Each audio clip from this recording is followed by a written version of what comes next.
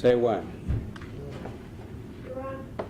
Okay, it is Thursday night, May 10th. This is the Sherborn Zoning Board of Appeals, 8 o'clock. And I think first up tonight we have the Planning Board to enlighten us on noise, I think. Right. Please. Well, for us, this is the Sherborn Planning Board, and so we'll begin our meeting at the same time. And our agenda is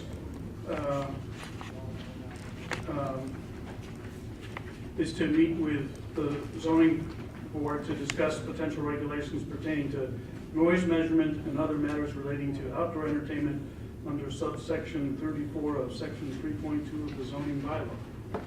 So the planning board has discussed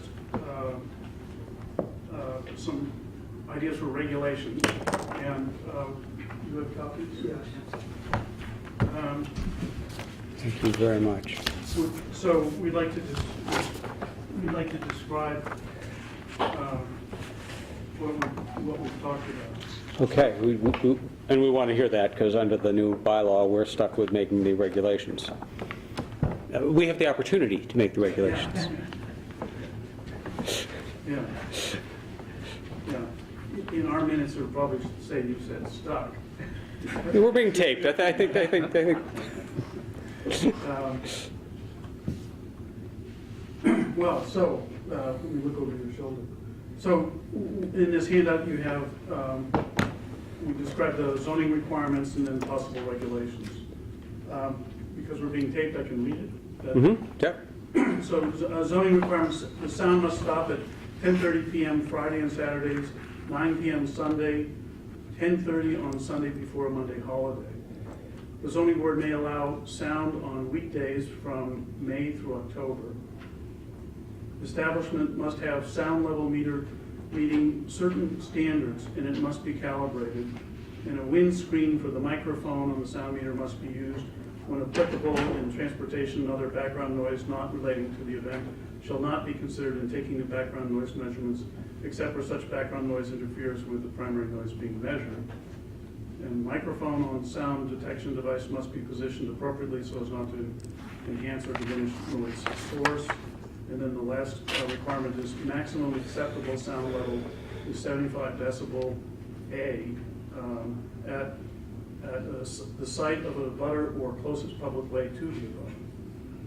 So that's the summation of the requirements. And then the regulations we've discussed are to repeat the sound meter standards. In the case of disputed readings, specify those sound meter measurements will have priority, the business owner, abutter, or the police. Next is define the maximum acceptable, and this is talking about sound meter measurement methods. So there's a considered L, and it's a sound measured for 1 representative minute to account for occasional drum beats or other one-time or rare sounds that exceed 75 decibels. So that's using a time period and then average it over that time to define the maximum acceptable. The next is define the shutdown time for Monday through Thursday, weekday time limit of 9 p.m., for instance, as an example. Any exceptions granted for Monday through Thursday should not exceed 45 decibels at the site of the abutter or closest public way to the abutter, or possibly not to exceed 10 decibels over dBA over the background level if the background noise cannot be distinguished from the event noise. ZBA may approve specific exceptions, such as 6 movie nights may be allowed. Just for half a second. Yeah. You've been well over 45 dBA according to Decibel X. Yeah. Just reading that here. Yeah. So we need to think about that. Yep. A couple of comments about your comment. Well, one is we specify a type 2 sound meter, and then it has to be a calibration function. Better than my free app, I'm sure. Yeah. Well, I don't know. I've got 2 apps on my phone that I've been playing with for months. So, Right. Yeah. And I was talking with our CM&D director, who went much higher than I did. You're not going to start singing, Rick, are you? Believe me, that would be a cruel and unusual punishment. It's So- unconstitutional. But your point's well taken, that 45 decibels is not a loud noise. Right. And I was in my backyard half an hour ago, and it was probably around 38 or so, with just some birds in the distance. Right, you don't have peepers, obviously. Yeah, but we've negotiated time periods when, They're very good. Okay, so yeah, so we've got to come up with something for that window. I get it. that's right. So, and then the number and frequency of exceptions can be specified with lower sound levels.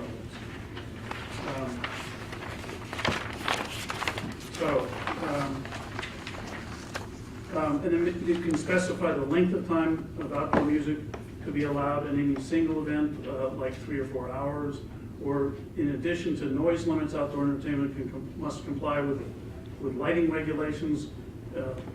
Light sources shall not exceed 5-foot candles directly under the light source and shall not exceed 0.25 foot candles at the property line. All fixtures must be of cutoff design. Planning board's talked about dark sky standards and things, and this is in line with some of that. It's also in line, I think, with what's in the PZM. Temporary sound barriers may be required between noise sources and abutters. You're already familiar with that. And then we have a bunch of definitions.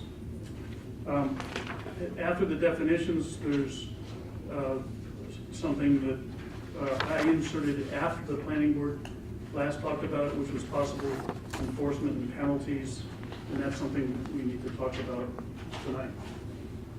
For one thing, the planning board hasn't even seen this specific language. And another thing is it's not 100% clear that we can have different types of penalties for this specific zoning bylaw. Right. Can I ask you about the lighting? Yeah. So where does, this is my first time seeing this whole issue.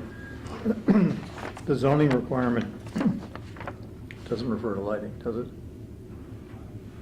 I don't believe That that. specific bylaw does not. So,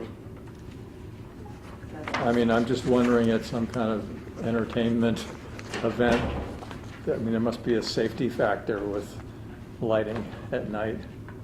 Well, the zoning bylaws clearly state light as one of those factors, along with noise and vibration and other things, smoke. So they're listed as something that's potential nuisance but there's no specification. So here, we're talking about a specification that could be integrated into an outdoor entertainment.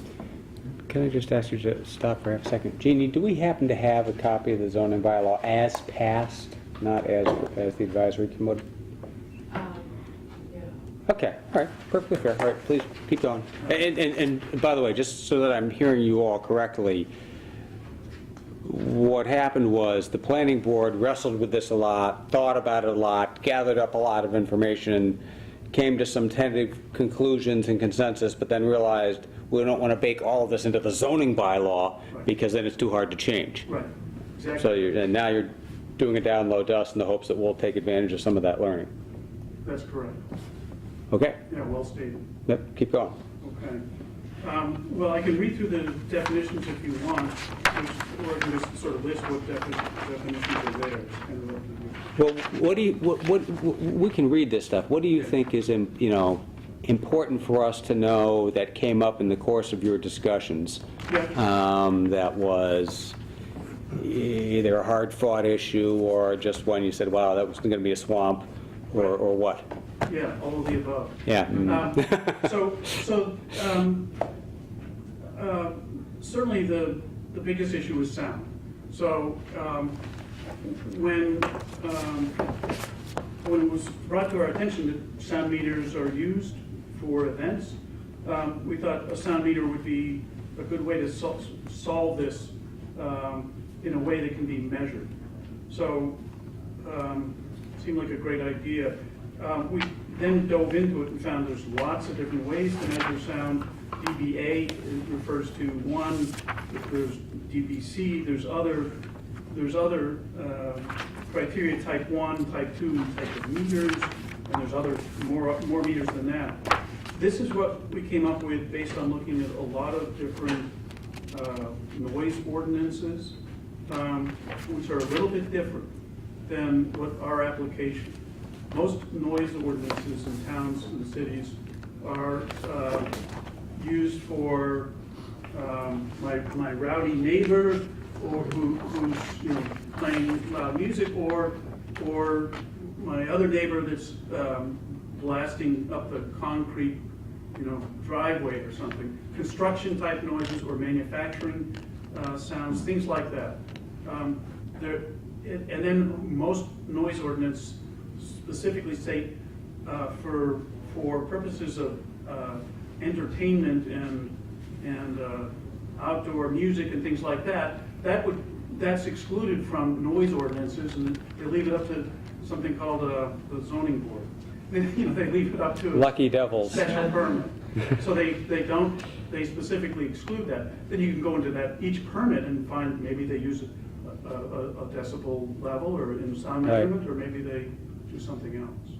Right. So what's your concept of how this would be enforced? In other words, the establishment that has outdoor entertainment would be required to provide these sensing devices on the adjacent property? Yeah, all except for the last thing you said. But yes, I think the concept we thought made the most sense was if the event holder wants to hold an event, they should go out and invest in the meter, use it themselves, police themselves, has to be calibrated. If the town wants to get a meter because they don't trust it, these are not expensive. The meters are $200 to $300, and the calibration adds another $100. And do they sort of keep a little tracking sheet on them so you can go through, and when the abutter says, wait, at 8 o'clock, something was blasted, you can go to 8 o'clock and see what it was? 76 But dB it should and I be get a something that was $100 a fine. major attention point, actually. Who should measure? Right. Right. Most people say, well, that's a fox, That's a what? That's the fox guarding the hen house. If the restaurant or facility owner is in charge of controlling their own noise. But we thought that's the first preventive step, if you like. Mhm. But beyond that, the question is, should it be the police? Well, the police are not that interested in doing this. Right, They find in adjacent towns it doesn't work. They Right. don't want to do it. right, They have better things to do. right. Well, I'm not so sure they said it doesn't work. It's unpopular with the enforcing authority. Well, yeah, the police actually surveyed a lot of communities. And what did they say? And they said that the communities that have a noise ordinance and they have meters, maybe they used them once, a few years ago, that realistically what happens is if somebody complains about noise, they do what they do now. They go over and say, hey, you're making too much noise, turn it down. And if it's a facility that has a meter, they already know that. So they police themselves. So that the meters it's good to have them, but they don't get used much. And that's the goal. That's one reason, Ron, that's why some of us on the planning board felt, let the event holder have it, because they can go out and set things up and say, oh, let's do this, let's don't do that. Well, So- it's also defensive for them, which is if you can prove what the meter was saying at 8 o'clock, that's Right. not definitive, but it's useful. That's right. And if the abutter has a meter that says, well, things are going on at 8 o'clock, that's probative too. That's great. But if it becomes an issue of trust or something, then the police could invest in getting a meter. But it seems like in some towns, the police have a meter, they haven't used it in quite a while. Right. Or the event person, it's usually not an event, it's a construction project or a right. manufacturing site or something like that. Right. They have them for OSHA, for indoor. Yeah, but that's a different problem than Yeah, but they got a meter. Daryl, your rowdy neighbor. Yeah, that's right. But this is specifically seems to address entertainment, not construction noise or. Exactly. So we're taking something that's being used widely for slightly different purposes and applying it to, specifically to outdoor entertainment events. I have a question. How many likely venues are there for this? Are we talking about the Heritage or? Well, the Heritage is what brought it to us. Okay. But this is being applied to business general. Sure. So right now, the only control on noise for the other businesses is what's in the front of the zoning bylaws that Okay. just says noise, with no method of measurement. So, would it be necessary under this Article 19 for us to actually have regulations in place as opposed to, say, in the case of a hypothetical restaurant, Rosie's Place, making Rosie's Place come before us and saying, okay, we're doing this for the first time, and this is what our plan is, and this is what our equipment is, and we'd welcome the board to come over and see it, we'd welcome the neighbors to come over and see it, and if it seems to work the first time, then when they come back, we can evaluate the next thing for Rosie's Place. Well, I Yeah, think in terms of sound level and sound measurement, Yep. what you say may be the way to go. But there are other parameters here that probably need some brackets put around them. For example, in the bylaw that we put forth, we left Monday through Thursdays, weekday entertainment open to you. We didn't specify a time that it would have to end by. The feeling of people who are worried about this would say, well, it better end early if it's during the week, but we didn't specify that. So depending on the venue, you might want to specify that. We also didn't specify how long a period of time the entertainment could go on and produce the noise, and Right. that would be important to the abutters. And- We also didn't specify how many events you can have per unit time. We suggest maybe 6 movie nights during the summer. We don't know what's planned, but that has to be probably some limits put on it, at least to begin, because that was a major concern of the abutters. It could happen every night, and they won't get to sleep. And you had a lot of abutter input probably during your meetings, We did. okay? And John, to answer your question precisely, I do not believe we are legally required under the terms of 19 as adopted to require regulations, but advisory committee and planning board said, gee, it would be nice if ZBA adopted regulations. I also think that since we have a permit pending right now, we couldn't just adopt some tonight and probably have them be effective. But so whatever we have to do for next week's permit, we'll have to do on a one-off, and maybe we then replicate those for others, and maybe we don't. I Well, think. in our regulations for restaurants, special permit, Right? we have the regulation that was specifically tailored, I believe, for the Heritage and that annual event. Right. And it now reads that they can have 2 events. But that was They have to be stricken by nonprofit. 19. Article Stricken by 19. Article 9, that was my, Ed Rose will never talk to me again, point at town meeting, because it's been taken out. Okay, So now, this new language that was put in is instead. okay. So as the language reads now, they could have something every night. Right, not limited. in theory. And, just to take it out of the context of the Heritage, maybe CNL Frosty wants to bring back Tuesday disco night. I have a granddaughter who. You think that's unlikely? All right, well, let's use that as the example because it's colorful and doesn't hurt anybody's feelings, but, except mine, because I'm from that era.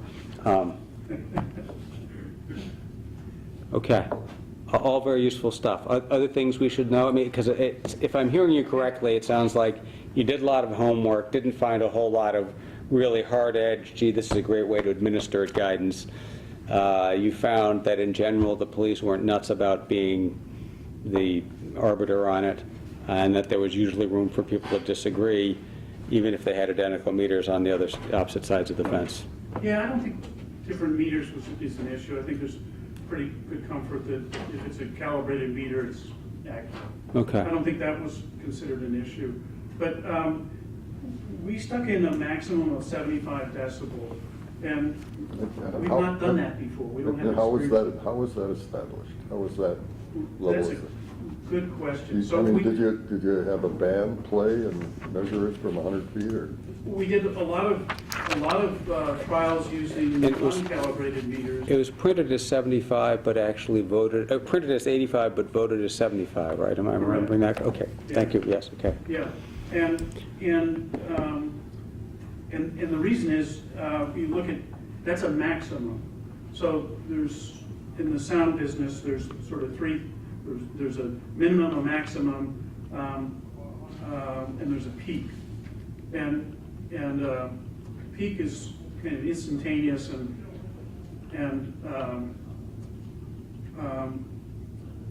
it's real easy to go over that. Maximum, though, is time weighted, but that's not much sound as a maximum. There's average and things like that. So we think the 75 decibel maximum is very protective. It's going to be hard to achieve that. We talked a lot about, should you measure close to the abutter or close to the source of the noise. Source of the noise is very repeatable and definitive. You can say 50 feet, 5 feet above the ground. But close to the abutter is what we really care about. We really Right. care about protecting the abutter. Right. So it's as close to the abutter as you can get on a public way, or if the abutter says, come to my door, that's fine. But Is it a residential abutter, or Doesn't could be a matter. business? Yeah, could be Frosty's complaining. Yeah. Yeah. Darrell Beardsley, Forest Street. I've had a need to do sound level readings for businesses that were bringing in equipment and doing activities that were going to increase noise levels. So it's kind of funny, but in the Massachusetts air regulations, and I don't know Right. if they apply to residences or anything like that, but they do talk about Right. what kind of noise can occur at the property line. Right. And it's pretty much 10 decibels above the background, I think, if I recall properly. So, and then a couple other things I'll mention is 75, I also did measurements, interiors of buildings for people working in noisy environments, and even a sustained high 70s, even though it's not, I mean, hearing damage starts at 85, they think, so that's a level 80 is a common cutoff, and for people who were working around the high 70s all day, I mean, they felt nuts by the end of the day, and that was very hard to take over time. So, but it's a short duration, and sounds usually go up and down. Another thing to watch out, I'll just throw all these things out, you can just figure out, use them as you want. But the things that are most damaging to ears are like a really loud noise. So if you're only doing an average, if it's kind of quiet and then there's firecrackers or something, or lots of Cannons. loud, yeah, exactly, then that's actually can be damaging people's ears. Sure. So But- it's a tricky subject. Right. But 75 L10, you'd say that's pretty high for a pretty long period of time. That's just not people going hooray when the bride and groom get married, because Right. that's a very short period. Yeah, and so having a 75 dBA maximum is, we're probably talking in the 50s for average. It's a lot, it's hard to have a high, depends on what kind of music is being played and that sort of stuff, You've averaged 67 so far, according to that. Yeah. according to this, Yeah. which could be How wrong. many times did he go over 75? I don't know, the max is 89, Yeah. but but it might have been for one, you know, and, Yeah, yeah. and this is not a calibrated. So, yeah, I think that in here we say, it's a type 2 meter set for, 1 minute slow response. So we specify that, and we're taking this from other noise ordinances. So this is based on what a lot of other towns have used for, as I say, for other applications. So we think it's quite conservative. We think it's quite protected. But, so it could be, as you mentioned, we think it should be in regulations because we don't have that experience for this application. So we think it's good. Right, but it's a lot easier to change regulations than the zoning bylaw. That's right. Very smart. I'll say one other thing we talked about was, another thing was you can do some kind of graduate thing. Have 5 events and see how it goes. And then if it goes better, then you can have more hours or more days or whatever, that sort of stuff. Right, okay. Because we have another hearing tonight, other data dump, and I mean that in a complimentary sense, from planning board members on this? Other questions from our board for them while we have them here? No, not for me. Can I Thank you. express our gratitude for all of your work Yes. Thank you. and for the opportunity to issue these regulations, which we really welcome. Yes, Mr. Carlucci. An earlier comment of yours, I have consolidated the bylaw as it passed, into one thing. I'll send that. Okay, that'd be great. Might come in handy since you actually have to issue a permit under it. It would be very useful to us, yes, thank you. But you think, listening to the group tonight, that we sort of got the gist of it, we didn't miss anything important. Okay, are there other members of the public who want to be heard on the potential noise regulation issue at this time? Please come forward and identify yourself. Stephen Osteen, 33 North Main Street. So, listened to this, went to the planning board meetings. I think I got a pretty good understanding of what's going on. Also had the event that happened Saturday night, which I did the same thing. I took out my sound meter and it bounced up to, I think, around 85 or something like that. So what I did is I put together my questions, and I don't have this for everyone, but I can give you guys You're welcome to leave with us whatever you wish. Okay, these are the questions that I had about sound measurement. That I think we've kind of talked around. I'm not sure if everything got answered, but I'd really like to make sure that all these get answered and looked into. And then the other thing I wanted to say is last year we spoke with Jennifer at the end, and one of the things we suggested is, because we just talked about sound barriers a little bit, is to put up a fence. So what I did is a little bit of research. You flip this over and take a look at it.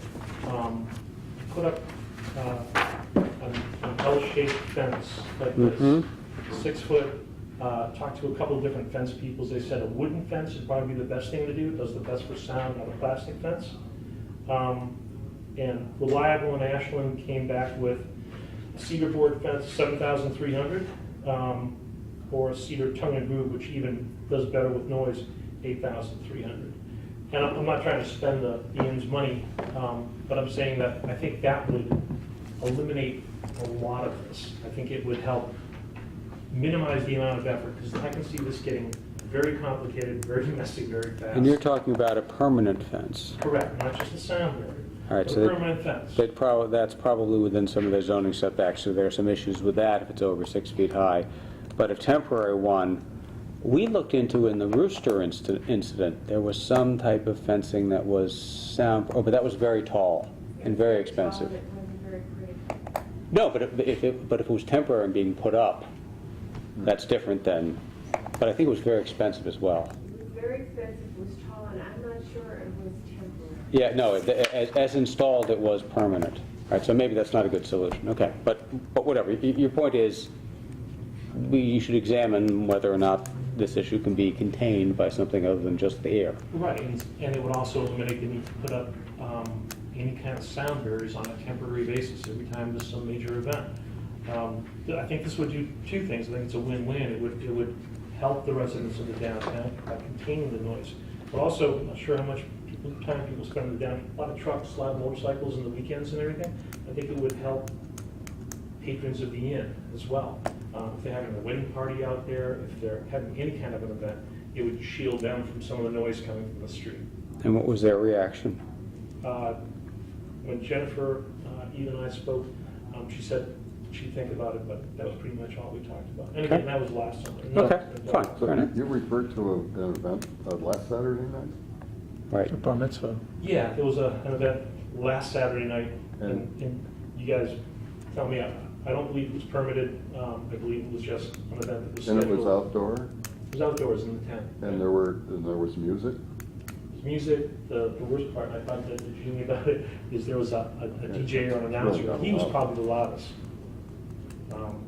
But yeah, it was an event held, I think you might have seen it, there was a huge tent that was put above that. Yeah, I did Mis- see the Mr. tent. Bunch of Canny will crazy come in. 15-year-olds. Mr. Canny will be coming to talk with us about that tomorrow, next week. I think it started about 7 o'clock, Okay. ended, which is a good thing, right at 10:30, which helped a lot. But, yeah. So anyway, but I'm not gonna harp on the fence part of it, the sound barrier part of it, but I think, like I said, I think there's a lot of discussion about trying to measure this and the impact to the downtown and to the inn, what they're gonna have to do to make sure that this is compliant. And I think the fence would go a long way to help this. That's my Okay. suggestion. All right, thank you. Anyone else? Going once, going twice. All right, those with further and additional thoughts on noise are invited to come back next week when the Heritage has a permit application before us. And where discussion of what did and didn't happen last Saturday night will be entirely relevant. Oh, very well. All right, Planning Board, we thank you. Thank you. You're welcome to stay and watch the rest. It's surprisingly fascinating. We would like to come back and talk to you about a large project. Okay. Are you noticed for that here No, tonight? we're not. Okay, then probably, yeah. So we'd like to come back. Okay, we would be delighted to hear from you on that. So set it up with Jeannie so that everybody's noticed and we're all Yeah. compliant for open meeting law purposes, but we would be delighted to hear your thoughts. Great. Thank you very much. All right. Thanks. All right, in that case, we will move to the continued hearing for 59 North Main Street. The hearing is still open. Mostly, it's going to be a work session to go over the draft, which John has done, a second draft of, which looked really, really good. I saw Peter Bemis here, but he got bored and left. Got bored. He probably will come back in. Gino, you put the final nail in the coffin of the walking trail, so that's good. May I ask you another question while we're here, which is, for them to give their sliver parcels to the neighbors, do they need to use that old section 4.4 plan, or is that going to be a new plan? Are those slivers on the old 4.4 plan? Say no. Please say no. I don't think so. Okay. But those, with that, the 4.4 plan, It was never used, so. was it recorded? It was recorded, It was recorded. but they never conveyed out any lots. Okay, but those lots would have been created by that plan. The slivers, were the slivers on that plan? That's what I don't. All right, well, I'll ask Peter, okay. Okay. The reason why I'm thinking about it is I'd prefer to not have to repeat the restrictions language that we have in the field of Sherborn, where they exercised their rights, sold a lot, and then tried to unwind it, which is a different set of facts, but I think we need to be clear. Okay. So, fair enough. So we need to adjourn our meeting. So it's your motion. Move to adjourn. Second. For the discussion, all those in favor? Okay. You're still welcome to We're stay. still welcome to stay, but at least our only agenda was what we already talked about. All right, thank you very much. That was very, very helpful. We appreciate it. Is there anybody here from the proponent who would like to be heard? Where would you like us to be? Wherever, I guess the camera's over there, so maybe up here at the table? At the table? I have Or- my board if we need it. Okay, I think we're going to talk more about permits, but if you I think that's right. follow a plan, I will.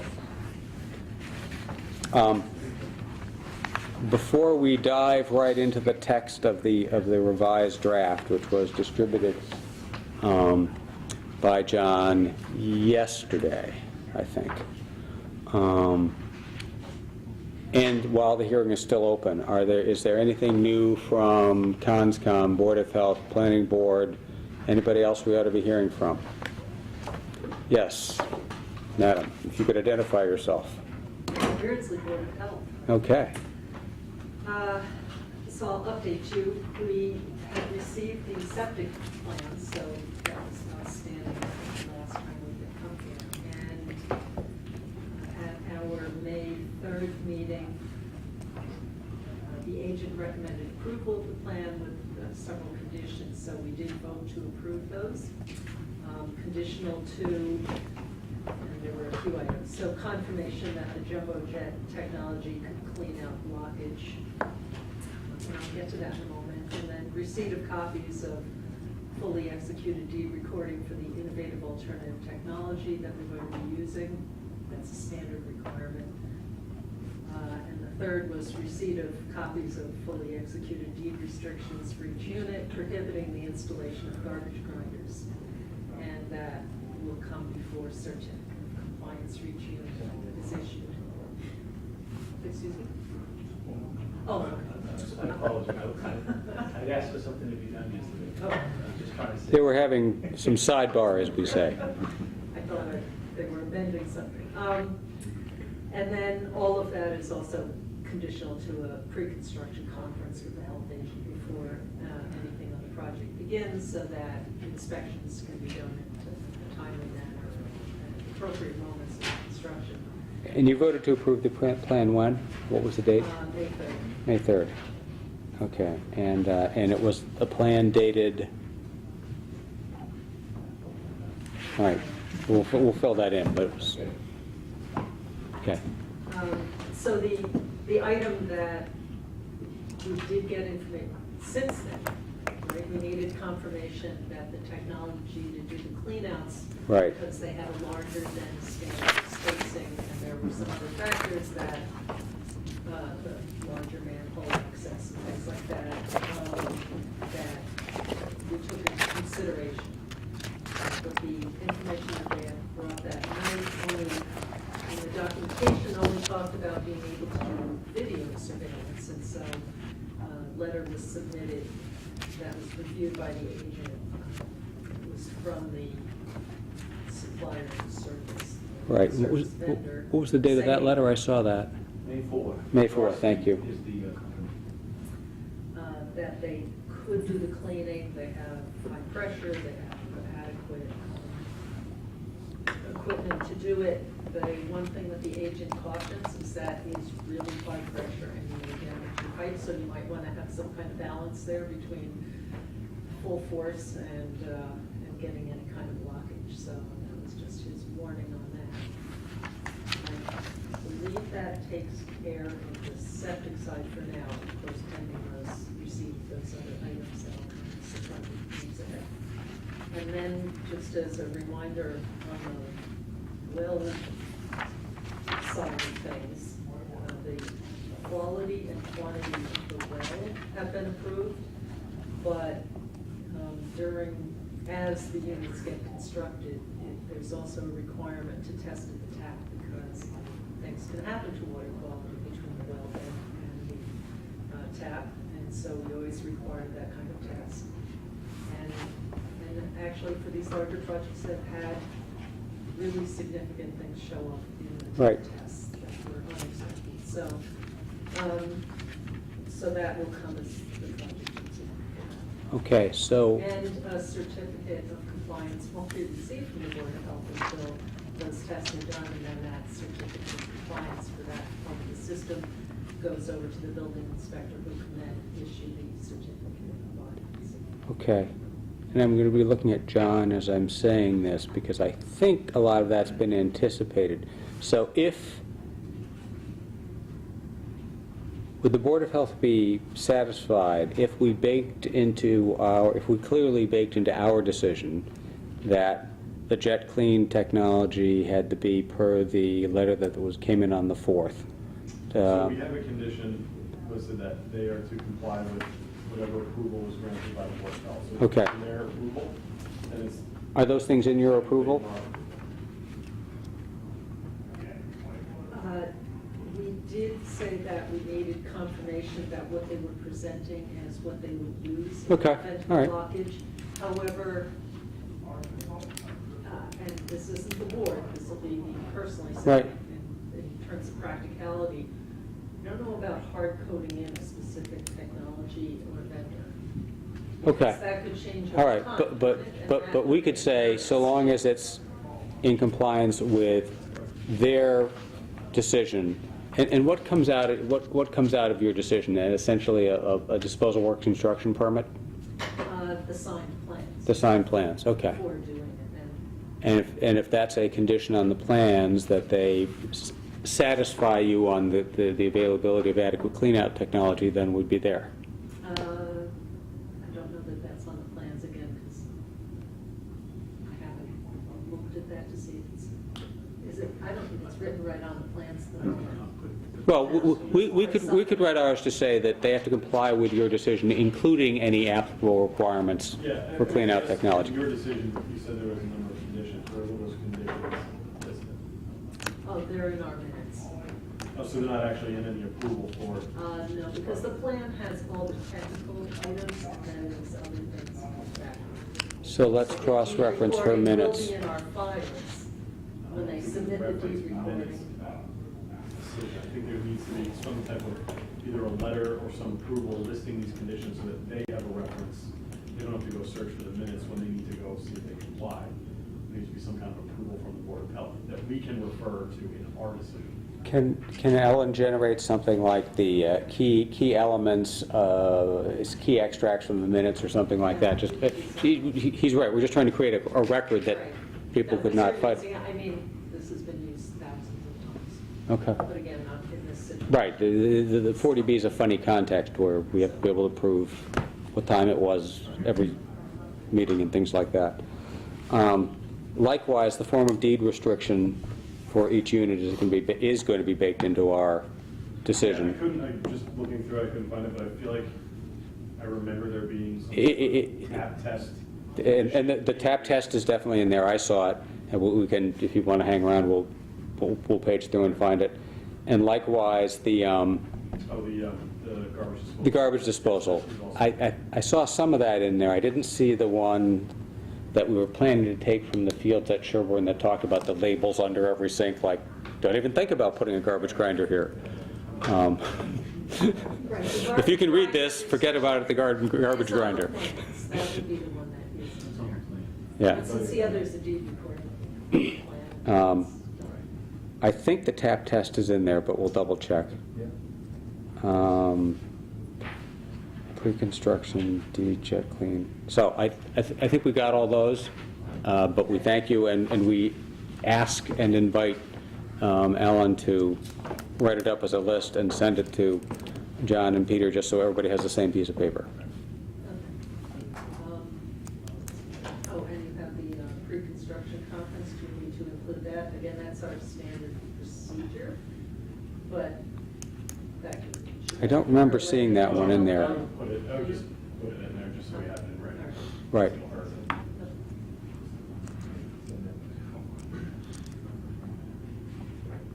Okay. Great, thank you. And if you're willing, you're invited to stay and listen as we smash through all this, just in case we do something that you think is not right, you can raise your hand. And this is why we've left the hearing open, was so we could take more information on this. Although we're sure hoping to close it tonight. And I would say, though, that we do have some discussion about some of the points that we just talked about. Okay, well then, there we go. This is why we left the hearing open. All right, well, our... That's two of it, so conservation, we have no order of conditions. Yep, Make sure we raise that. and that's baked in here, right? Baked in There's some items in here that I think are already in the order, but then they're separately spelled out in here, which it seems like it's redundant if it's already included in the order. Well, before we go through it page by page, it sounds like you have particular ones that you think are, about which you have questions. Yeah, I just mentioned it because we were just talking about that. And but, let's take those up first while everybody's here and fresh. I think, don't you? Okay.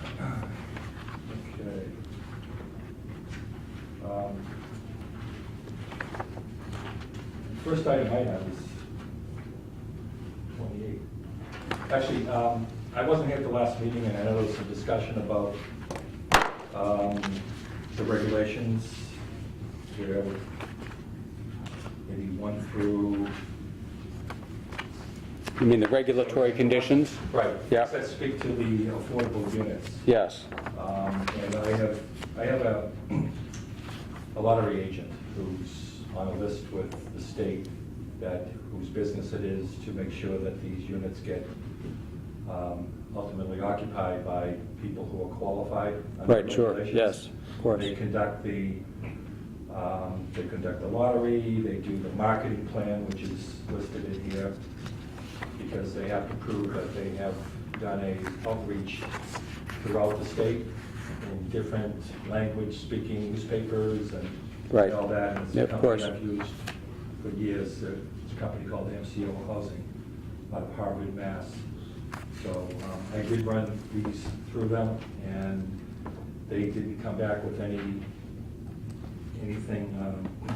different. I guess they're sort of in agreement with this, including some local preference options that are in here. Right. which I would Gino, like we're to trying see. to do local preference here, right?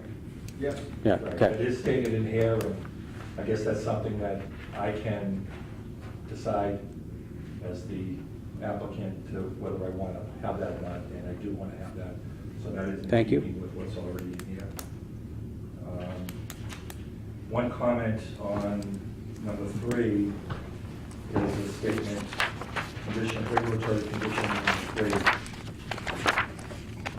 It says that the affordable units will be kept affordable for a minimum of 30 years.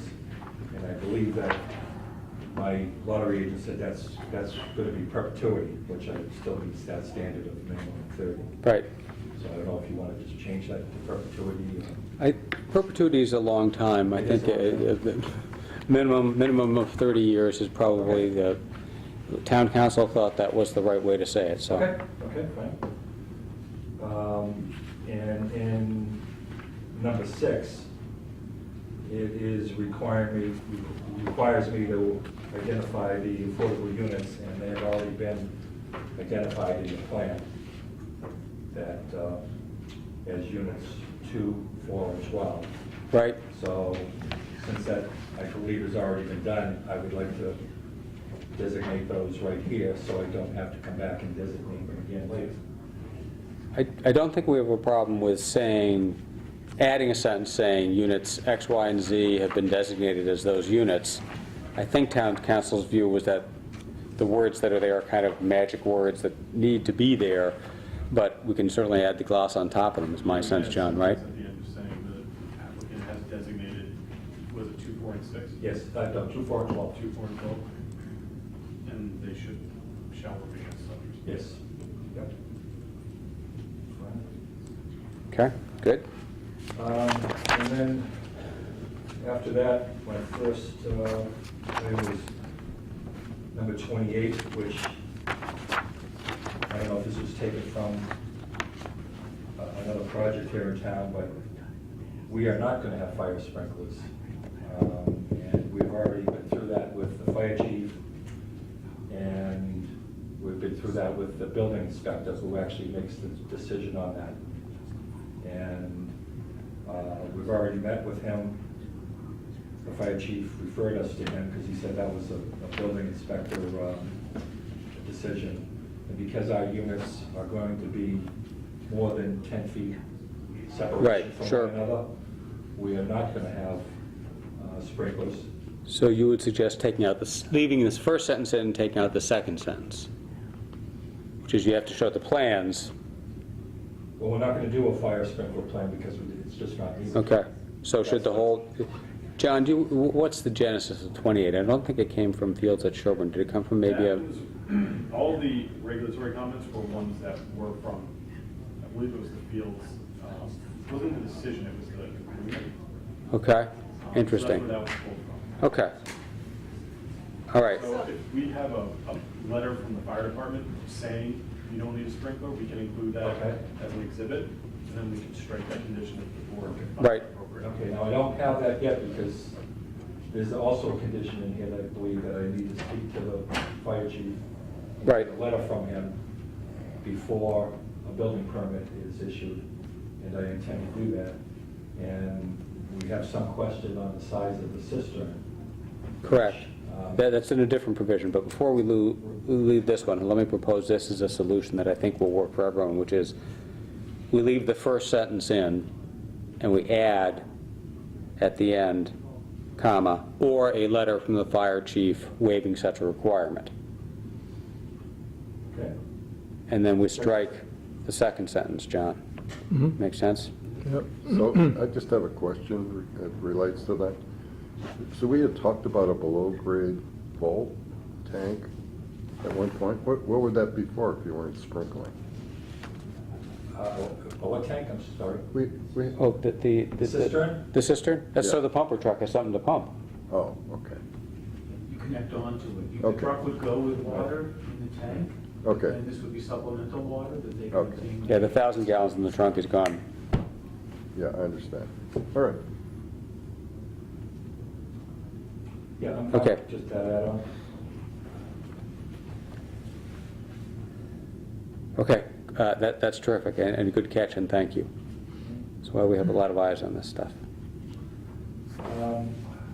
Number 30 You agree, I trust? seems to contradict a few other conditions in here, because it's saying that all infrastructure, utilities, roads, stormwater management system, sewer, water, shall be constructed as shown on the plans prior to issuance of a building permit. And that simply just is not going to happen before we have a building permit. Building permit to Certainly frame, for occupancy. to frame the first building.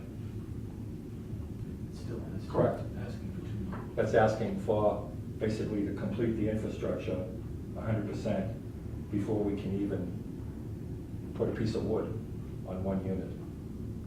That's just not the way I've ever seen anything like this done. And then we've got a comment, number 91, that says, what I think is acceptable, it says building construction may begin simultaneously with the commencement of construction of the infrastructure, but no occupancy permit shall be issued unless the infrastructure necessary for the occupancy permit shall be fully permitted. So So, that's completely contradictory, and that's what I believe the condition ought to be. so the other condition that you're referring to is which one? 91 91 and versus, striking 30. versus 30. I don't think I'm comfortable striking 30 without some input from the building inspector or somebody. You may be right, I It's just, already been basically contradicted by 91. let's see what 91 says. 91 says occupancy permit.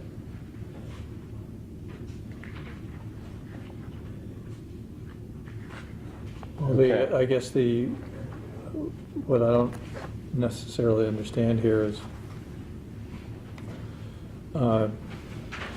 what infrastructure is necessary for the occupancy permit. Septic. You seem to be suggesting that it's something less than the entire No, I'm infrastructure? saying, No. 30 is saying the entire infrastructure has to be All the constructed site before work, a and all the building road permit. work, and everything has to be done before you can start construction on the building. Okay. Well, That would that's what it be, says. that would be And then it very says the road may be unusual. defined, of course. Thank you. So it doesn't have to be fully constructed, and it excludes the tie-ins to the units. It still just, it goes just beyond the. No, it says prior to issuance of a building permit.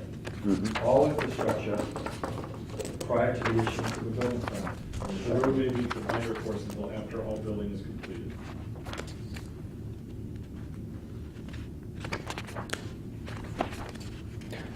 John, do you know where this came from? Well, that's from the field as well. Okay.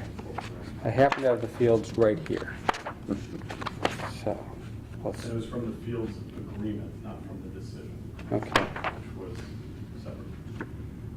Right, so it's saying all infrastructure must be complete. Septic system, all the stormwater management, the wells, all of that has to be in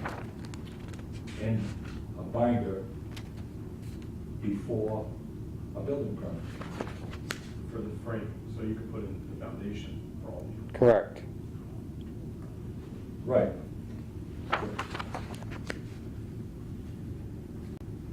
Yes, most of the infrastructure items we're talking about, it's John, certainly in Can you help me 91. out by showing me where it's in this one? 91 is. Or if it's in this one? You're saying two different things. Yeah, I don't think it was in this one. It was the first one. You mean the one that we voted in May of 15 or whatever it was? Okay, sure. Well, the wording in 91 is a little bit fuzzy to me anyway.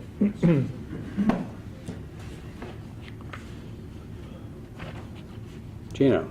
In a normal subdivision, that type of condition would be in place, except that you would get the infrastructure to a certain point and bond the rest.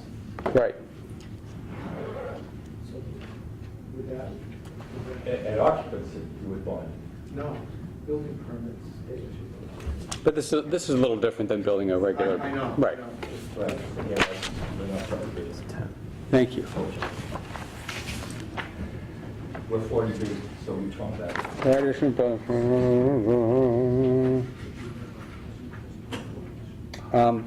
This 30 is exactly the way it shows up as number 10 and 22 in our prior decision.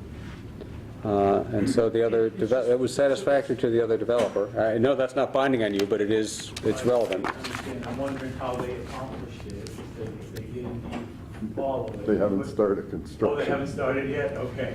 Well, someday they're gonna realize that they probably should have spoke Right. up, because basically the way this is written, is everything has to be played. I'll bring the plans out and just show you what that really means, all those pieces.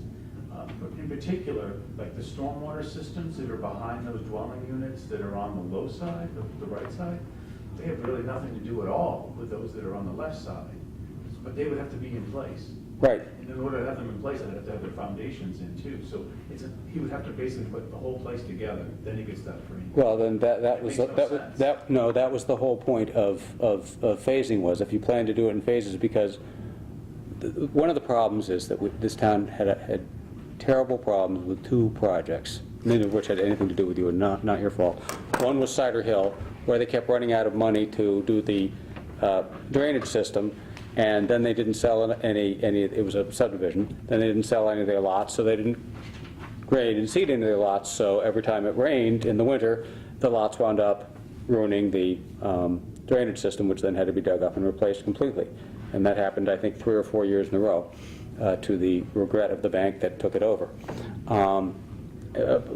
Meanwhile, over at Whitney Farms, again, not your project, not your problem, we keep having this, yeah, we agreed to this, but we ran out of money, and we'd like to change it now. So that's why we're trying to say we really want all that expensive stuff done up front. If phasing is a solution, I mean, we haven't closed the hearing yet. Phasing is on my list. Every condominium I've ever done, the condominium develops in phases. So as a building or two buildings are occupied, that is a phase. It's a way that my financing will want it that way as well. All right, well, before we leave number 30, I think we have to put a pin in that as an open point, because I don't see an obvious solution that we can just pull out of our hat tonight on it. No, this is the Mr. first Fitz, time. you're smart enough to... No, this is the first time this has Right, it's new to come us. up, so it's And gonna- not to complicate it, but condition 66 is saying the same thing a little differently.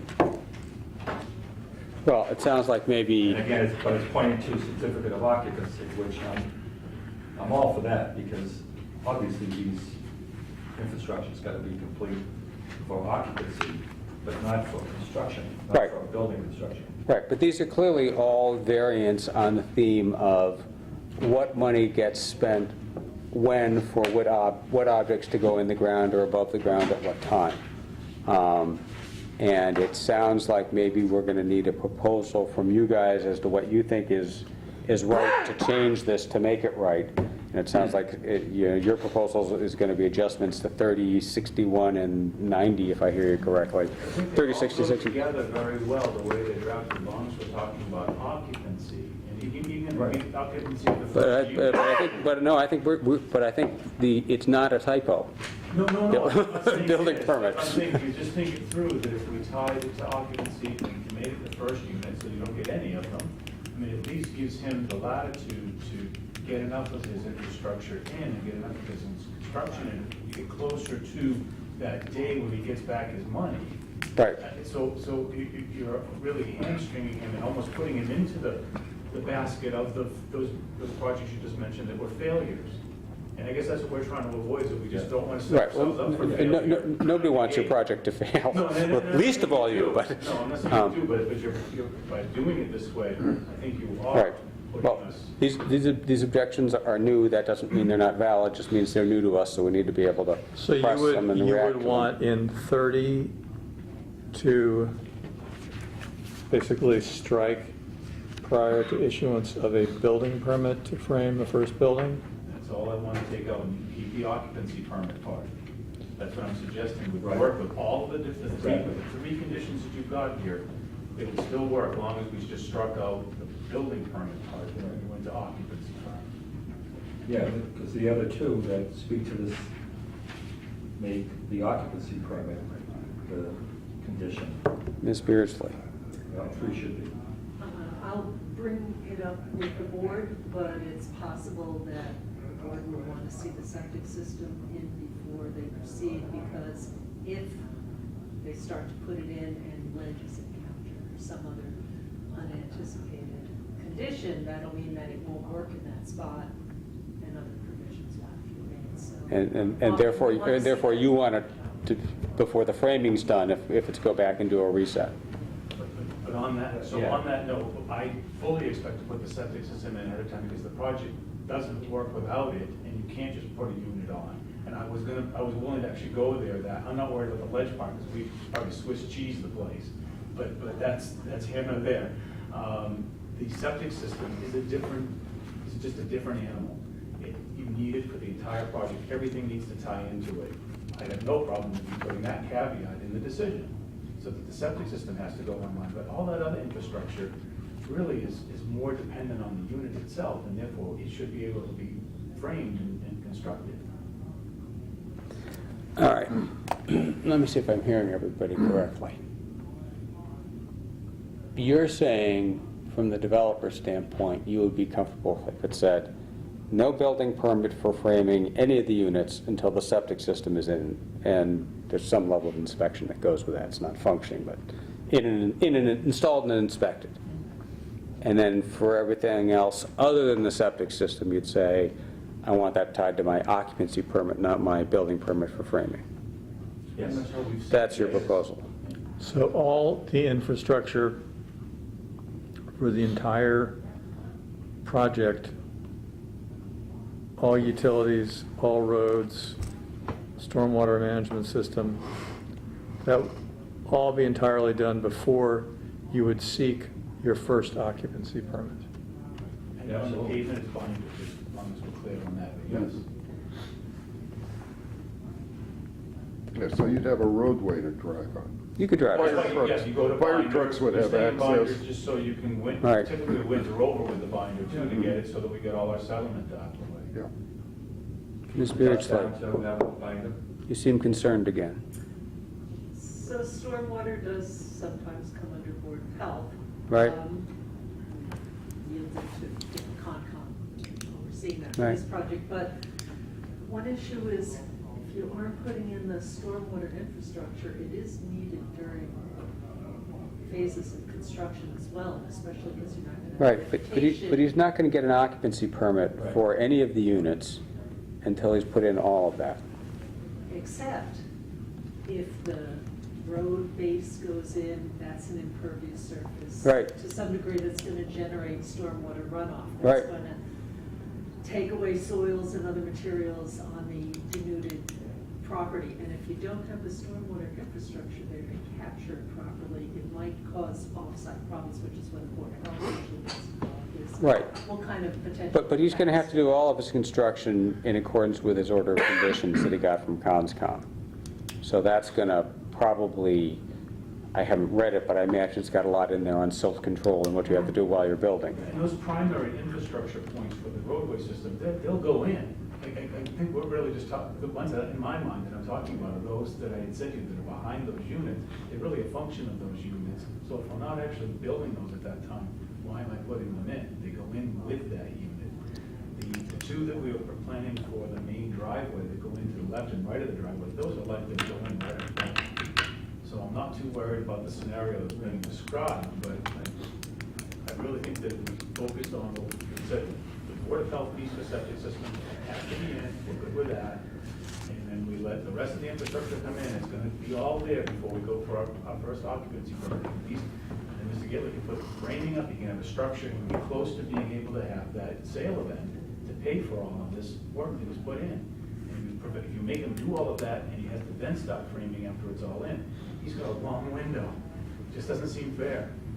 From a It's just construction all standpoint, does this infrastructure, make and sense to you? All is Yeah, a it lot. does. It Okay. does it all. Okay. Yes? So I do appreciate that having kind of a moving target as you're trying to build about what's required and what's not makes it hard for someone who's trying to develop a project. But I don't know if there's some way to have them work with whoever would be appropriate within the team or the peer reviewers, or something to say, you know, based on the construction that's going on, you need this one now, you know, Well, rather than all the way to the end. I think the nice part is that Vin's self-interest will be very protective of the town here because he is going to be very extremely incentivized to get that first occupancy permit because that is the key to his gateway to money. So I think I'm comfortable based on what I've heard. John, it sounds like we'd be doing it a little bit differently than we did the fields at Sherborn, but you're not offended from a process standpoint. It makes sense to you. Okay. All right, so let's propose that 30 be changed to infrastructure, utilities, roads, stormwater, construction, prior to issuance of the occupancy permit.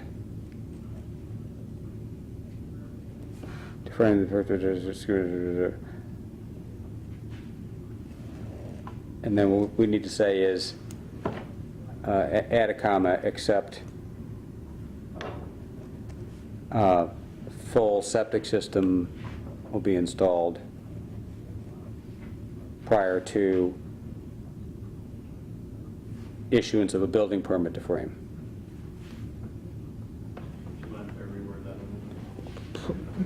little? Please, I insist. It may make sense to say occupancy for the first building, rather than just the occupancy permit. Right. Yep. Occupancy, and not the occupancy permit to frame the first building, but the occupancy. Occupancy for the first building. Right.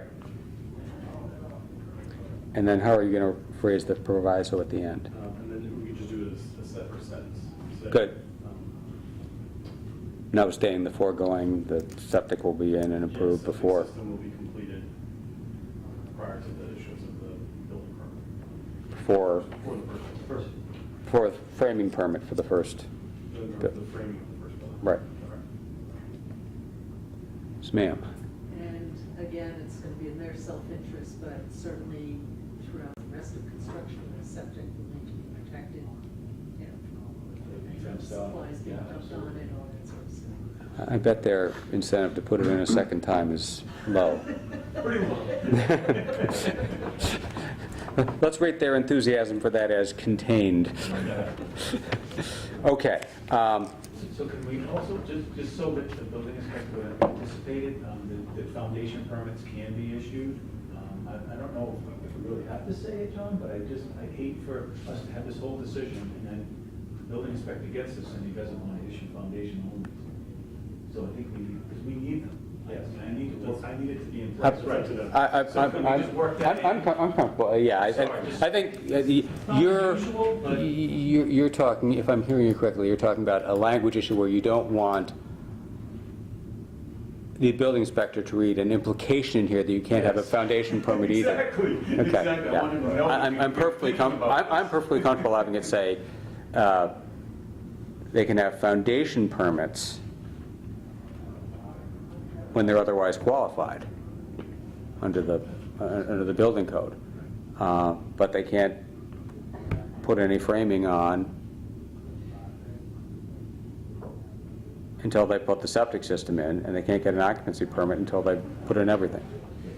Can I ask the architect one question there at the end of the table? The only thing I'd be concerned about is, can you have an open foundation and you have to put the deck on? Yeah, Backfill against it, don't you have the deck? yeah. That's what I You have thought. to brace the foundation Brace wall it. before you backfill. I'm just wondering for you, wouldn't you? You're gonna have to brace them or whatever, but no framing. Okay, all right, I get it, and that's what I was just concerned about, was that, was he gonna come back and say you couldn't do something? I'm just asking. You're gonna, what- you might have to brace them from the inside, that's up to All you. right, you want no framing, all right. So, Right. I was trying to cover it. All right. Then I think we were sort of tracking a series of comments you had through here. We were at 30, and if we make those fixes in 30, what's your next? My next, there were two, 33 and 34, which, to me, this is covered by conservation. We have requirements in there that order conditions about how we treat the road. And I don't remember exactly what they were, but that would be what we would be complying with. And I thought it was something different than what this says. Well, the order conditions gets closed out after Right. the project's done. Yeah. I think we want to leave this in. You don't have your own O&M plan today. Okay. If it was in there, we could say this has to be in for forever, but I think the road, I think one thing that may clarify the repetitive nature of some of these things is that comprehensive permit is the superseding permit for the town. The order of conditions is for the state. So to have it in the town's permit protects the town a little bit more than just having it referenced somewhere else. Yeah, actually, I don't mind it being redundant, but I just wonder if it's conflicting. I didn't remove that language in the order. I know there's I know there's restrictions supposed also. to, right. And then lumping it, I don't. And the same thing. 50 feet, I'd probably say 100 feet. Right, that's what I'm thinking, is that this contradicts the order. Okay. Well, you'll have to comply with the most stringent Right. requirement. right. Okay.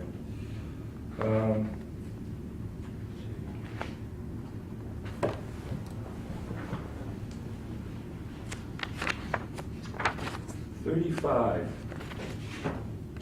talks about, kind of refers to the peer review, the last peer review letter. Correct. March 20th. Correct. And I'm not quite sure what this is saying. I think what it's saying is, to the extent there's a fight later about what was done, you better have done what was said in that peer review letter. Okay. This is intentionally incorporating that by reference. Right, so And it's for your protection too, in case we say we want something else. You can say, wait a second, the peer review deal was this. So there was back and forth between you and the peer reviewer, and they felt comfortable with the response to the closed item. So it's just referencing back that response. Okay. It's for everybody's protection. We have advanced the plans past that date because we were trying to continue to address Right. Concom and Board of Health. Right. I get, that's a fixed time. It's a date on the plan, no Right. disagreement. Okay, then, Well, it's the letter dated. Right, it's the letter, not the plans. Plans dated March 20th, it's their letter. Right. That they sent on March 20th. You don't want us to re-engage them to go back and No, do I this don't. again? No, Okay, that's what I I was didn't think so, concerned. I didn't think so, no. It's no, it's tied back to their letter. Their letter is the, And there's Official one word. item in their letter, which I just want to bring up, and it's comment 36. The site should be fenced and secured during construction. And 36? This 36, is in the 36? peer review. Oh. Peer review. okay. Document the pages, page 18. I don't know if you have that. Did they make that a closed item, or is that just a recommendation from them? No, that really, I guess we had a difference on that one. So I guess I'm looking to So if it's not clarify a that. closed item, and it's not a condition in here, it's essentially just a recommendation from the peer reviewer. It's not something Correct. that needs to be complied with unless the ZBA makes a condition. Correct. Cut to the chase, with the site. Our collective concern is that we just don't want to put a fence up in front of our site to make it look like you can't come here. Right. We want to keep it an open streetscape, and we know we can protect our site for what we're doing, but putting up a fence along the street just would be terrible. Right, and the 30, and I've got it marked open in mine, and I think their recommendation was, PSC was saying fence it all the way around. I thought our position was perimeter, but you could leave the front open if you wished. And presumably that's what you want to do, right? Well, I made a comment here, it says heritage. A temporary construction fence will be installed along North Main Street, frontage of the property prior to issuance of building permits. And I'm now saying that I think that would be an eyesore. Okay. And I don't see on Main Street the reason for security, safety, that we need to have a barrier like that. Vandals sneaking in and being able to dump on the site, probably harder to do from Main Street. What we would do, though, is, once we have our road roughed in there, we'd be happy to gate it, so that nobody can drive in and do what you're suggesting, and, you know, Right. cause any havoc in there. And as long as we have a gate that we lock, that would be much preferable to fencing the entire, basically right next to the sidewalk, and having it look like a construction site until, I don't even know when that fence could come I mean, down. a construction fence protects the contractor as much, and the owner of the property as it does the public. And we're going to use a compost sock. That was the other thing we decided at the site. That's a 12-inch log, if you will, that goes up in the back of the sidewalk, up the street. So there'll be the log, there'll be the gate, and there'll be the log gate. So no one's going to drive over it. I mean, you ruin your car. I mean, I suppose someone with an SUV could go over it. Yeah. What do you think, you know, this sounds like this is a smart construction practice issue more than anything else, right? So what's smart construction practice here? I don't know. The contractor, well, so maybe the answer is, if we don't know and don't have a strongly held view, that we don't make it a condition of our permit, and we'll let the contractor's self-interest and their self-interest work it out. Yeah, it's okay with me. Yeah, I mean, it's quite possible that when I go to start my insurance company, who will come down and do a bit inspection, they might say, "Pick one fence," but, and I do think smart construction does say you would normally put a You'd normally fence fence it on a off. construction site, certainly where access would come from, which is Main Street. This case, I think that the aesthetics or the marketing value of having a construction site that you can see not impeded by a fence outweighs whatever security or safety that a fence provides. Right. And I'm willing to take that Right. risk, and Let's possibly my let- insurance company won't agree, but I think they They may will. not. They'll probably say chain link. Chain link, have a good day. John, I see no reason for us to have a condition on this. Okay. So, That's fine. it's not a PSC closed item, so it's not baked into your permit. Okay.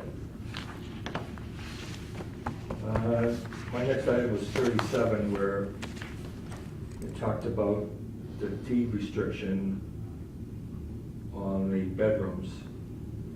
It says the deed restriction shall be recorded prior to the issuance of a building permit. So I'm going to have a deed restriction.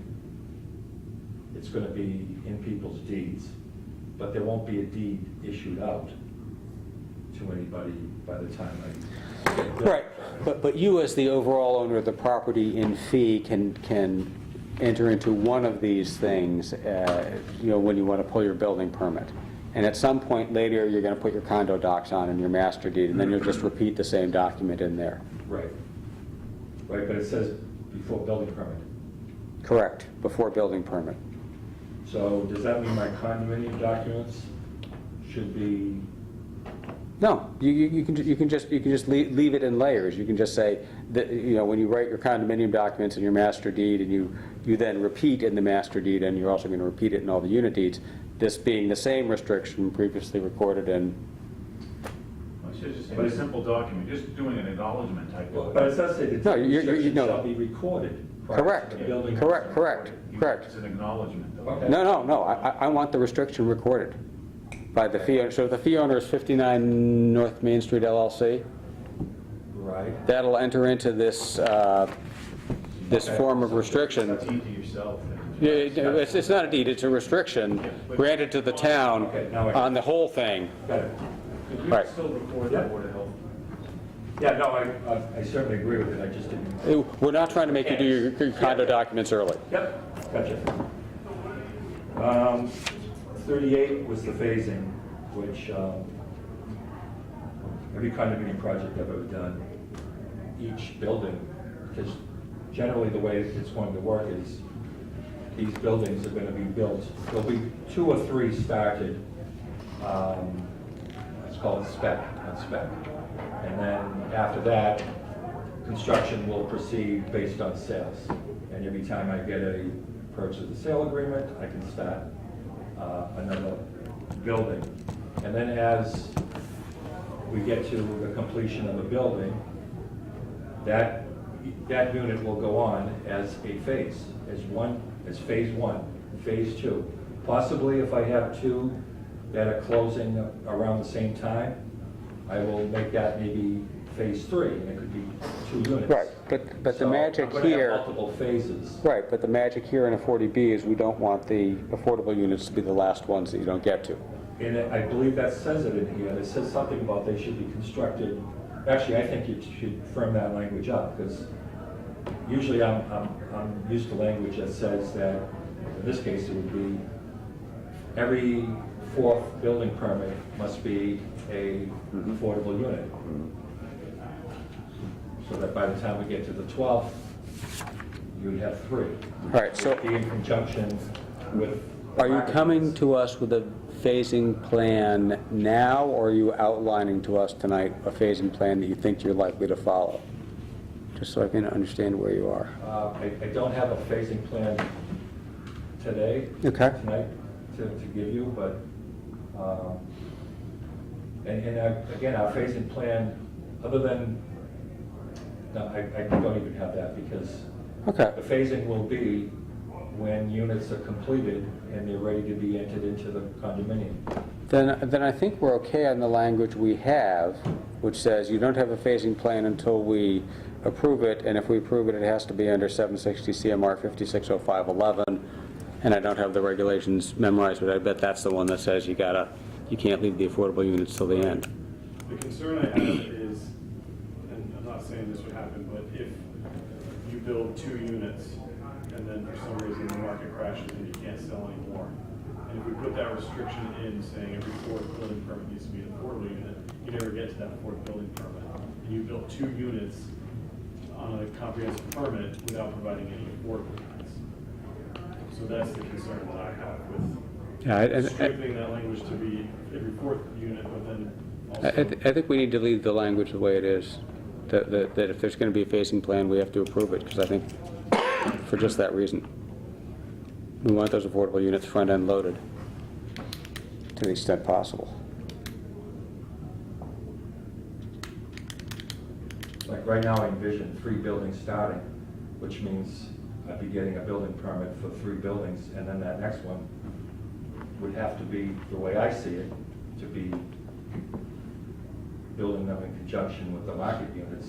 The 4th one would have to be, every 4th one would have to be affordable. That's the condition I'm used to when I'm dealing with affordable units.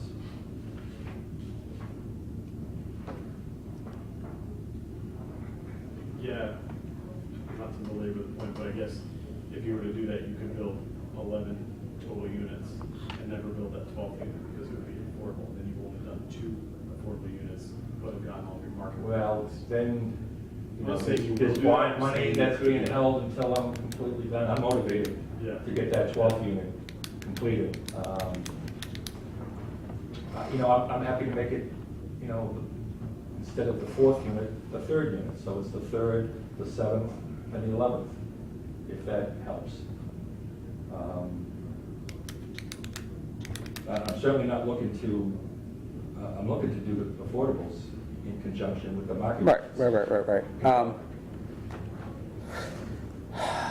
Well, as we sit here tonight, I'm not comfortable committing to a particular phasing plan. A, I wasn't expecting to, and B, I'm not sort of prepped on the ins and outs of how it can be manipulated and unintentionally manipulated by the market, and I think we need to think that through, unless you feel that you're really comfortable with it and that going with the 3rd unit is... I mean, I think, and I would be not comfortable doing that, not because I don't trust you guys as developers, but if another project were to come to Sherborn, they see that condition in your decision, they Right. have basically an argument to say, I want that in mind, and then they can go and do, you know, the underhanded thing and not build it. Right. I have spent a long time, but I have a vague recollection that Whitney Farms required the first unit.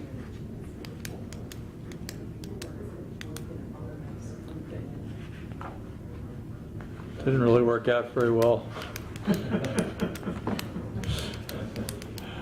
All right, well, I think where we sit tonight is we're not comfortable committing to a phasing plan right now. That doesn't mean we're not open to discussing it, because I think we are. We just need to make sure we understand everything that works.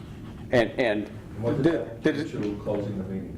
the decision, well, that's up to you, because the meeting hasn't been closed yet. If we decided that there were, and this is not the case, 100 things open, as to which we had to have 90 people come in, we could extend. I'd rather not, you'd rather not. If we voted this decision the way it is tonight, all it says is, if you want to phase, you have to come back to us. We could still close the hearing, sign this decision, all that stuff. I'm fine with that. Yeah, that's the best. Fine.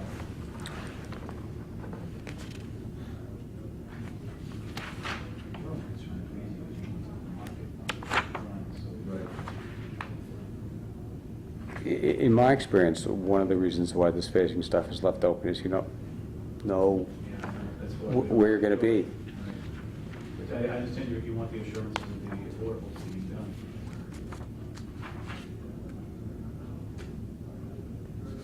But it doesn't speak to when I have to submit it? No, it just says you don't have a phasing plan approved now. If you want to do it in phases, come see us. Okay. 39 is the 2 parcels that we've always shown on our plan and have told our 2 abutters on each side that once we were approved, we would talk to them about either transferring. This says transfer ownership. There's another way to accomplish this, and that's by easement as well. And it also says I shall transfer. And I have I'm going to say a verbal agreement with one of our abutters, the Martinson, who came to almost every meeting. But I think we've won them out there, this the last 2. But Or they trust you. yeah, And us. So that seems to be fine, but I do have a bank that I have to talk to because my mortgage is on the entire property. Right, And- but you've had plenty of time to talk with them about partial releases of these out parcels. Well- And from the abutters' standpoint, Right. they would be disappointed, and they'd be very disappointed in us to find out, oops, it's too late. Right. I've been in the real estate business almost 40 years, and I can't get the sliver away from my bank is, and even though I've had a year to talk to them about it, is a hard sell. Okay.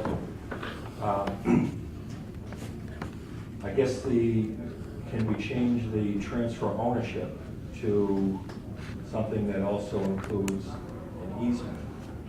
Because that might be preferential to both of them. I thought in all of the discussions with Marthinson, it was a transfer of the parcel. I mean, I've been doing easements and air rights and ground leases, my whole career. Yep. And I've never heard easement here, and I'm not sure what it does for these people. I thought they wanted to own it so they'd have the setback.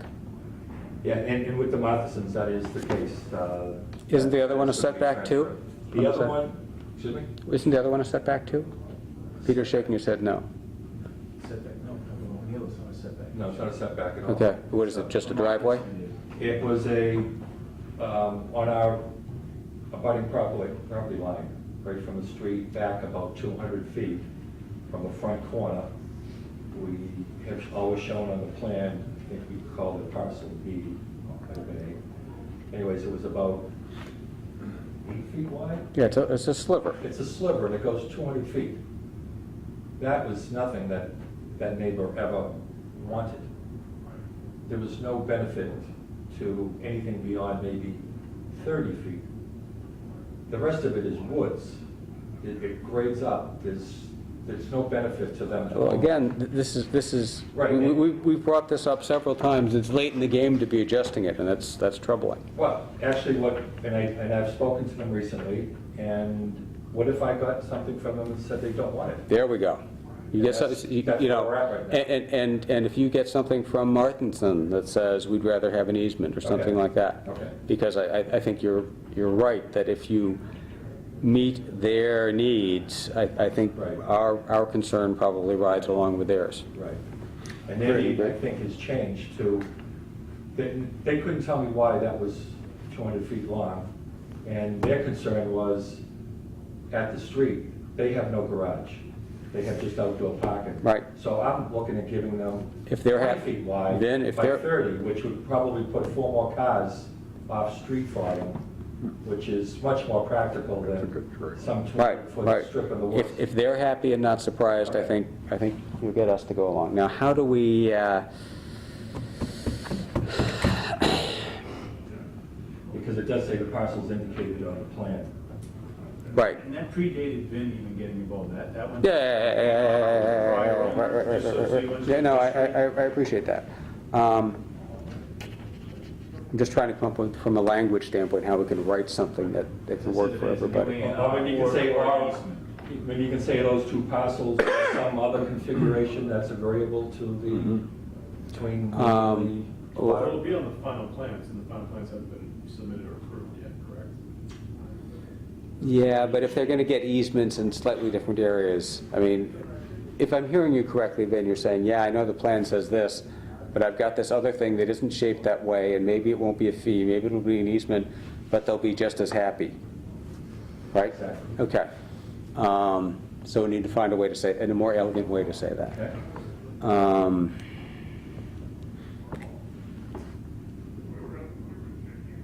What if we said,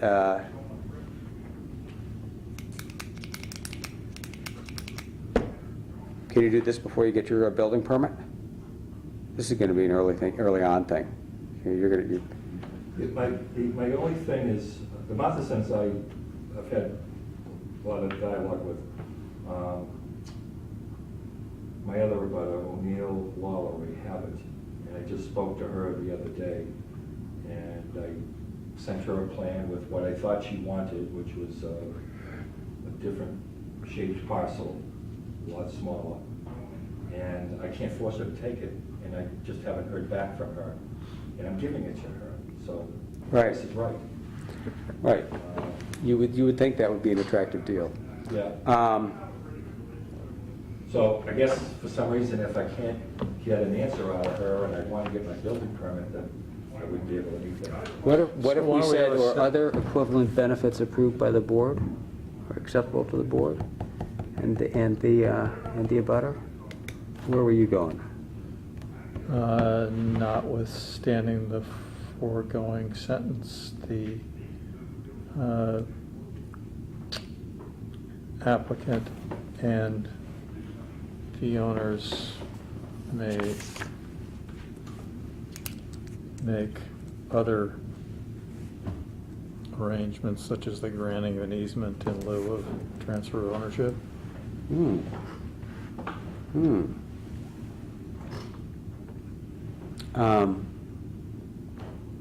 All right, so let me try to amplify that just a little bit. Notwithstanding the foregoing, the Applicant, may satisfy this condition by providing, by agreement with the owners, either of the owners or each of the owners of such an agreement for an easement. or similar substantially equivalent real estate attributes. Yeah. How's that? That way you could come, as confirmed in writing to the board, you can't just say, don't worry, they're happy. But you have to come up with, here's my deal with Martinson, here's my deal with O'Neill, they said they're happy. And substantially equivalent. That way you can dress it up any way you want. You're shaking your head no. I actually think he might have trouble getting the bank to release a little sliver, but not that you. No, I'm saying, getting the bank to release a little sliver has been on the table for a very long time. Therefore, the bank has had more than enough chances to raise his hand. Only Yeah. my defense of not bringing it up sooner with my Yeah, bank is yeah. that to me, it's not a project until it's approved. Yeah. So I've got providing agreement by either or each of the owners for that last. Functionally equivalent real estate attributes. You use substantial instead of functional. No, substantially or functionally, I mean, I'm trying to, I'm trying to give Vin some wiggle room to say, listen, what they really need was room to park their darn cars, and this is what does it for them. And we want to add, as approved by the board,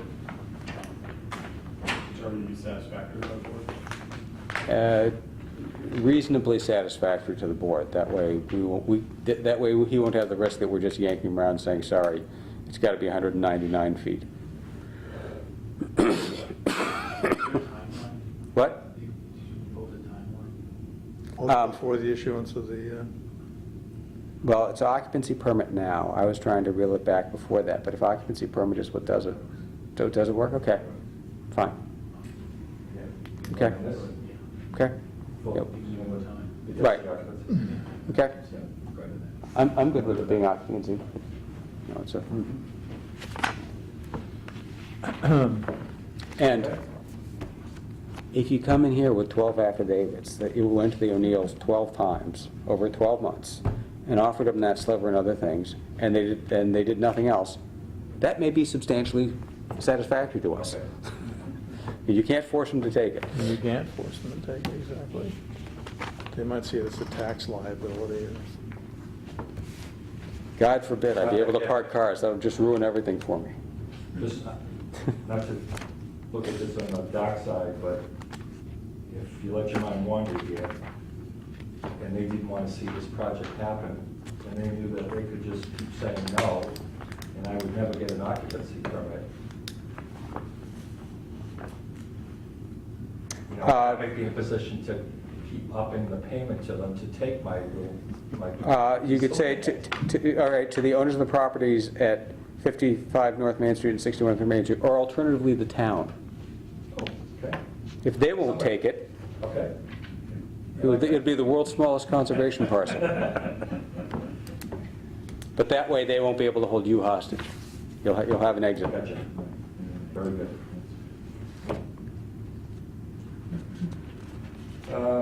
You've obviously dealt with some of the people over time that I have.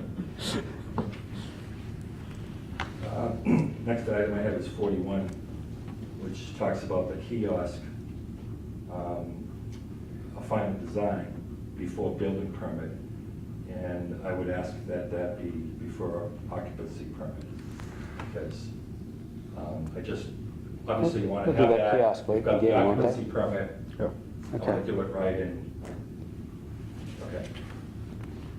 The architect to my right tells me that occupancy is the smart way to put that one.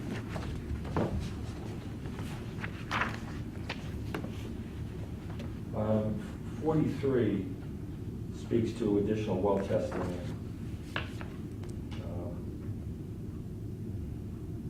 But it's in accordance with the Provencher report. Okay, gotcha. Right.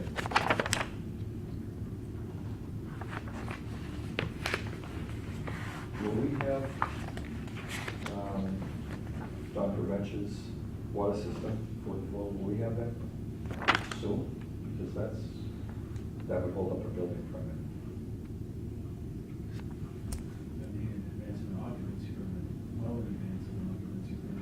Right, but a building permit. I think we want to see the full design of the water system, don't we? I don't want to see it, but I'm saying building permit. It's just the distribution system. Yeah, I But get it. there- I'm not gonna wait till occupancy, that's for sure, because I have to have it in place. Yeah, I think we want to see that.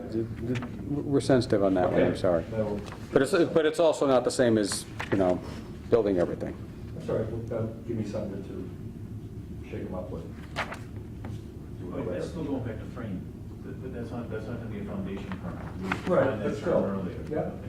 You're gonna be able to get some things. That's a full building permit, okay, so the next item I had was 46, which was the tests at each of the taps. And I know we're testing at the well. I guess from my experience, it's a bit onerous to go with these full water tests at every tap. And I was going to suggest that we do a bacteria-only test. That was in our waiver request. That made it into the doc, but this contradicts it. That was the one I had to bring up. Does the Board of Health have a view on this? Every tap in each Yeah. dwelling had to be tested. Every tap. I knew it was in In there each dwelling, before. and I that's knew done that. for every house in Sherborn. It's not just for your project, that's every house in Sherborn does that. I know, and but the only part that I say that's different than the every house in Sherborn is that I have 6 of them that are gonna come from this well, and they're on the line, and I'm gonna test it right here, and then it's gonna go up the line to go to each of those units. And I'm just gonna test for bacteria, but you're gonna get the full analysis here. I guess I'd be willing to Every do house one more meeting at the end. every house has its own well. Right, In and these are all Sherborn. saving the same Right, so one, this it is just seems like it's redundant, it's a lot of expense. Well, what about the first? We do the first. Or, Because that's what would normally happen in this town. I'm just saying, just something, but I was gonna do it at the pump house, that's all I suggested in my waiver request, was that it comes out of the well, it's gotta get to the pump house, test it there, full analysis, and then the bacteria at all of the the 6 units. I guess as another compromise would be to test it, with one of those other residences down the line, maybe you go to the last one or something, I don't know. It just seems like it's a lot of extra work. Well, I don't know what kind of expense you think it is, but I don't think it's enormous for what you get in terms of water quality, and It's just $1,000. I'm not inclined to agree to that, and I'm just- I can't, if you want to finish this thing tonight, I can't do that without the whole board discussing. it. Right. You're just here speaking for yourself, not for your But I board. don't see it as onerous. Every house has Um, one, except for those, Right, but you're asking 12 100 years houses, ago. you're asking 12 houses to do it I know, on the but they same all well. have their own plumbing. Each? Each one could have had something that is different en route to the delivery inside the house. That's what the point of And having it's- this is, because the distances that you're traveling in general are often much longer than a lot of homes have the wells pretty close to the house. So it's not, I know you're arguing distance, but it doesn't hold up compared to other homes in town, so. John, you were saying not each tap in each unit, but a tap in each A unit? tap. Is that?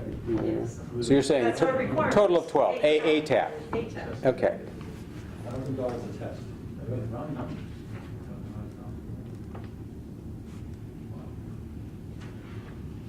So it's not each tap within the Yeah, subject it's unit? a tap in each It's unit. a tap. This is a very expensive test. Right. I would get homeowners tests when I've done it, 150 or so for the basic, and then for the volatiles is another, I don't know, everyone charges differently, somewhere between 125 and 200. Now, Well, yeah, we get all of that too factored in. Well, if Just you're- actually, It's in your interest to have each of these tested, because you're going to be selling the individual units, and you're going to want those records. You're going to want, when you sell to Rick and Peggy Novak, to be able to say that the day we turned on your unit was We're fine. We're fine. Okay, so to a tap in each unit, or what's the right way to say it other than each tap in each unit? Each tap, right now it says each tap, which sounds not no, correct. that's, yeah, no. So do you say a tap, the primary? A tap in each unit, and we've pretty much left it to people's Okay, choose. a tap, you pick the tap. Yeah, all right. Some people So choose the most kitchen distant tap. tap, so you capture whatever is happening within the house. But, So that's the one question would be, is that we were very restrictive on ourselves for these wells, as I actually brought in a separate third party to do all the chain of custody and pull everything that day. So that was also an expense. And we're doing it on the weekends, and all these things factored in. For us to do these tap tests, can they just be done by our well supplier or ourselves? Can we bring the sample there? I don't know who usually does it, so, but Mark could certainly answer that. You're only supposed to meet the existing Board of Health regulations, so whatever every house in town Whatever does. our standard That's is. what we're afraid of. Okay, well, that was meant to be reassuring. Another F. All right, a tap in each unit. Okay, yeah, A-tap. A tap. Each unit. So Peter brought up the point of the waivers at the beginning, Right. requesting a waiver from the environmental. All right, well, we're going to have to go back and start at the beginning and go through all that, because right now, where we are in the process is we're going through things Vin is raising, as opposed to starting at page 1, which we're going to have to Right, but do. this deals with the tap. Right, right. So my waiver would go away. Okay. Right? You're basically Okay. not being granted, and that's the condition. Right. I understand. Right. So would you want to reissue a letter without that waiver? Or do you want us to put in the decision that that waiver is not granted? I'd be fine. It's going to be faster to write it John's way, I think, right? Yeah, not granted, right. Right.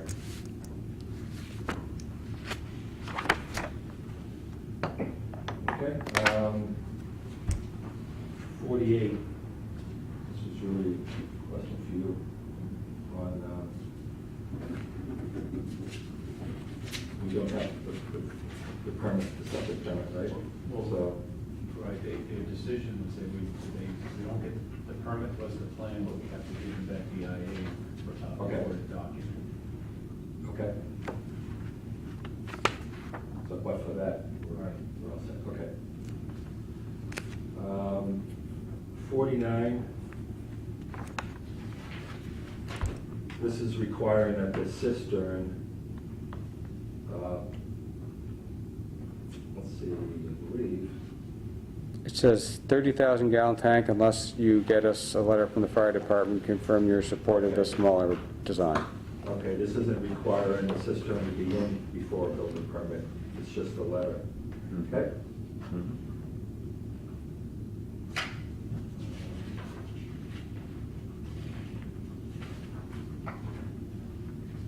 Well,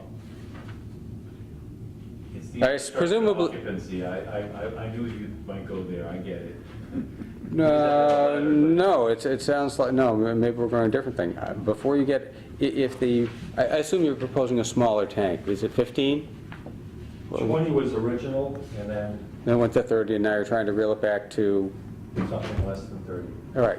But whatever size it is, we want that to be one of the first things in. I know that. We have to have it in for occupancy though, that was what we agreed to. Right. So we have a little bit of time. Before building, Now, right now, it says prior to issuance of building, so you're asking us to change that. for the letter. It says, shall provide a 30,000 gallon tank. Yeah, okay, so it is, that was what I was taking. It's a building permit. Unless a letter is provided. So it's not that the letter needs to be before the building permit, it's that the system. Yeah, we want Okay, the and occupancy permit for installation. Right, and the problem with this is these tanks can take 12 to 16 weeks. I mean, there's Right, a and custom- they're expensive, but we don't. But this is saying You that I tell me, can't they can start do it renting construction without, Yeah. I'll have to wait Could it be 12 the, could it be the last thing? Well, you wouldn't want it to be the last, but I don't think it necessarily has to precede. You're comfortable with it being tied to the occupancy permit? Well, it would definitely be required for the occupancy. Right, but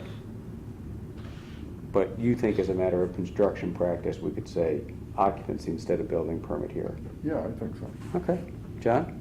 Yeah, I'm comfortable with occupancy. Occupancy it is.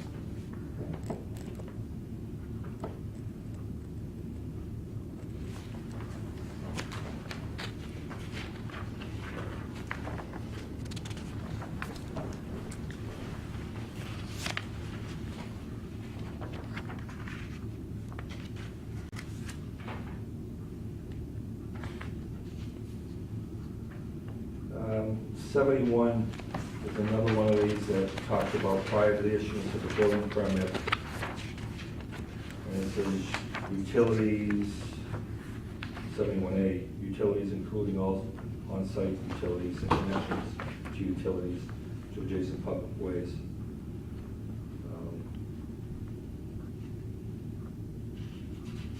Is that saying that it's going to be done? No, it's saying that your plans, The drawing documents. Okay, right, that's all set.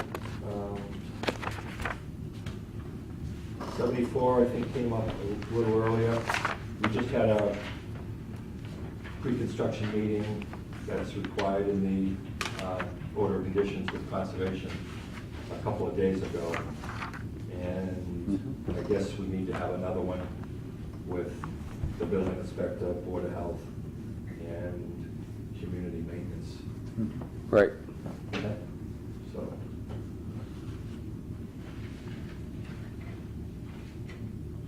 Is Board of Health Director the correct way to refer to Mark? No, think it's the it's the health agent. Board of Health Agent. And I have yours, so I'm going to still one, so this is pretty much what I was anticipating. There are no specifications in our regulations on who is able to take the TAP test, but he always recommends a knowledgeable person take the samples to prevent erroneous or introduce I contaminants. agree with that, yeah, I know what he means. Great. As opposed to a careless person with dirty hands. Yeah, not a bottle of bleach. And depending on how things, it may be something that the agent could witness or help with or something like that. Not do it himself, but Right. be there as an advisor.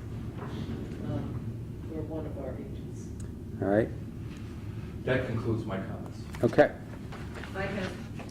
Yes, ma'am? Moldover has nothing to do with the Board of Health stuff, but it's more from the perspective of being The hearing's open. satellite board to this process and Yes. to the document, and thinking about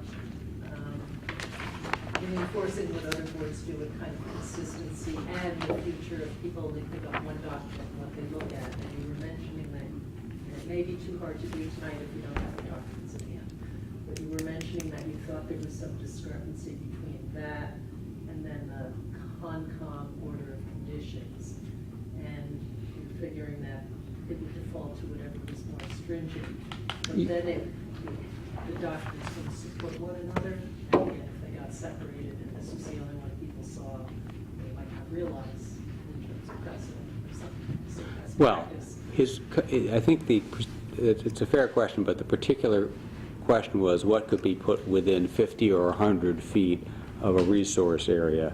And during all his construction, he's going to be acting under his order of conditions, which in theory, he's going to close out at the end of his construction, get a certificate of compliance, and then after that, he's going to have this to live with his 50-foot setback. Plus, he's still going to be in the town of Sherborn under our Conscom regs, so if they're planning to do something in a wetland area in the future, they're going to have to come in. Oh, so that's not implying that in the future could they, because it wouldn't be 50 feet from Sherborn. Yeah, Somehow this doesn't give them an exemption, Oh, okay. I don't think.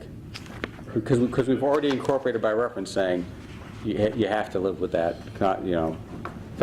Thank you for working out that deal with the Conscom, and you have to live with it, and they do too. That's our position. Post-construction, this isn't changing the rules. Right. Well, that's- This is basically saying you can't put landscape debris within 50 feet. It doesn't say you can put it between 50 and 100 feet, negating anything that the Concom allows, if it says. Oh, That's the Right. minimum. okay.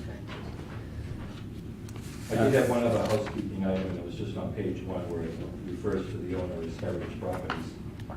And- That's no longer correct. Okay. That is, property owned by 59 North Main Street, comma, LLC, correct? No, Okay? What- HP Sherborn Oh, LLC. I knew this, sorry.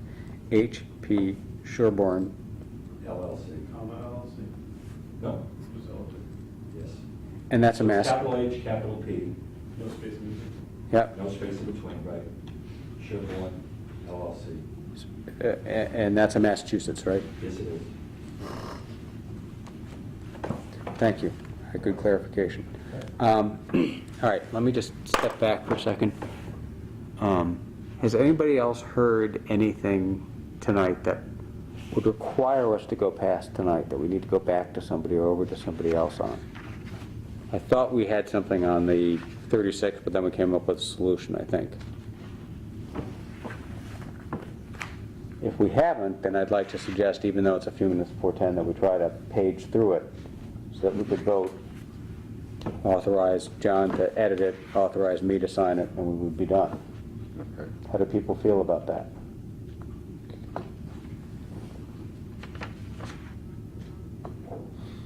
Tell us how you really feel, John. Your feelings are important to me. You can close the hearing tonight and not vote on the decision. That's true. You can vote That's on the true. decision, but if things within 40 days. Right. I can revise this next week, send it to you. That, and that's, you can vote that's, on this. that would be my preference, would be to That's a good idea. close the hearing, you revise it, send it to us. I mean, I'd like to Give it another cold read. give Okay. a, Can we possibly try to, I support that view, and that's a good one. Can we at least flip pages on, because we're in open session, and at least the thing, whatever you picked up, whatever I picked up, we can all okay, but I talk just about it. got this tonight. Oh, okay, well, you got the red line tonight, and, That's right. yes? Yes? You don't. No. Thank you. But thank you. Thank you. Okay, this is, therefore, I'd ask the members to help page through this on things we see without prejudice to seeing something else in another read. Is that fair? Yes, that's fair. Okay, great. First of all, I thought it was enormously helpful, John. Thank you. Yeah, I like the form of this. Yeah, the form of this is really helpful. Let's see. The list of variances and stuff, we'll have to add in text, but that we're denying the requested variance for, was it tap tests? And I think it's going to be, That I would put in the actual decision. oh, right, smart, It says, yeah. And all waivers heretofore requested, if you are granted, with the exception of whatever it is. Much smarter, much smarter. All right, hearing will be closed on May 10, yes. How about, before we forget, before we go any further, I'd entertain a motion to close the public hearing on this. I move to close the public hearing on this application. Second. Any discussion? All in favor? Aye. Opposed? None. Hearing is closed. The 40-day clock is ticking, which we'll try to not use much of. Okay. Yeah, that's not-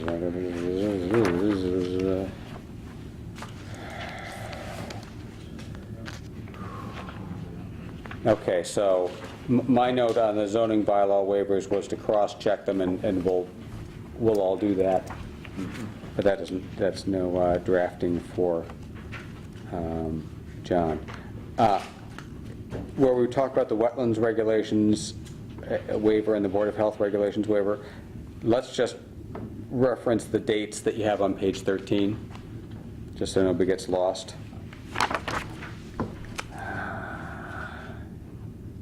On page 5, should we, would it be a good idea to cross-reference the Provencer protocol there, where you're talking about the wells and the testing? You get into it in the conditions. Where on page 5? Board of Health, domestic water supply, allowed project to pursue 2 plans, wells.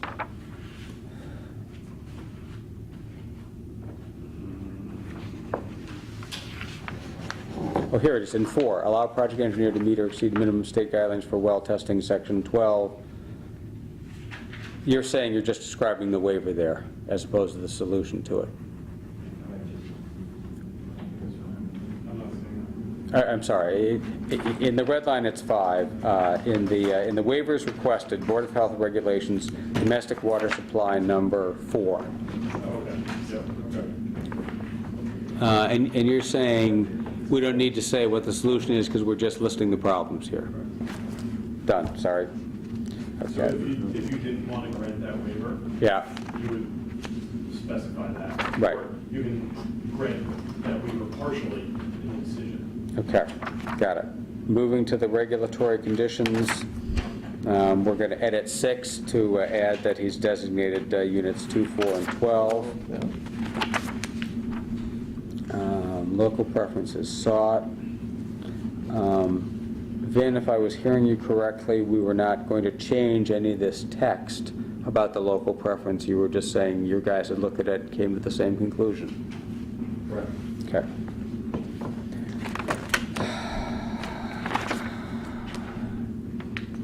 '28, we're going to change to they have to submit fire alarm sprinkler plans to the fire chief for review or approval, or a letter from the fire chief waiving. And we're going to delete the second sentence. That's right. 36, John's going to re-edit it up so that it's split, so that the occupancy permit is for everything else, and for the building permit, it's a septic. Building permit for framing of the first unit. Did you say 36 or 30? I'm sorry, I said 36, I was reading 30, my error. I had a note on 32. The O&M plans aren't submitted yet, so it's probably, do we want to cross-reference in 32 C40 or something like that? 40 is where you say they have to do it at some point, later point. The operation maintenance plan required under number 40. I don't have enough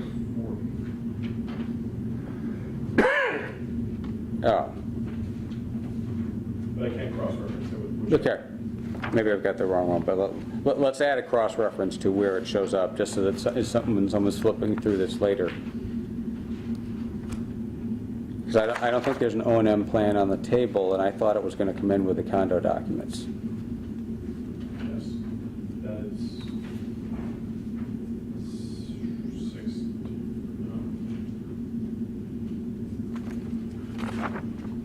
58. Master deed shall specifically reference the operation of the main. Ah, okay, great, thank you. Condominium associated terrain for regular inspection. Okay. So reference, you want to reference condition 30, you want to reference condition 58 in 32. Yes, please, sir, exactly, sir.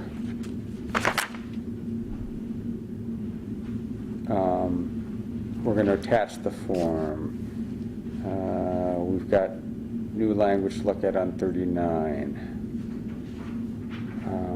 In 40, let's also reference the operations and maintenance plan.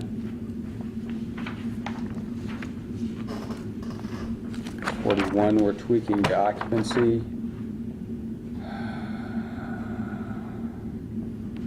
I had a bunch of questions about where you'd put the stuff you knocked out, but then I found it. So crossed out my cross-outs. A tap in each unit.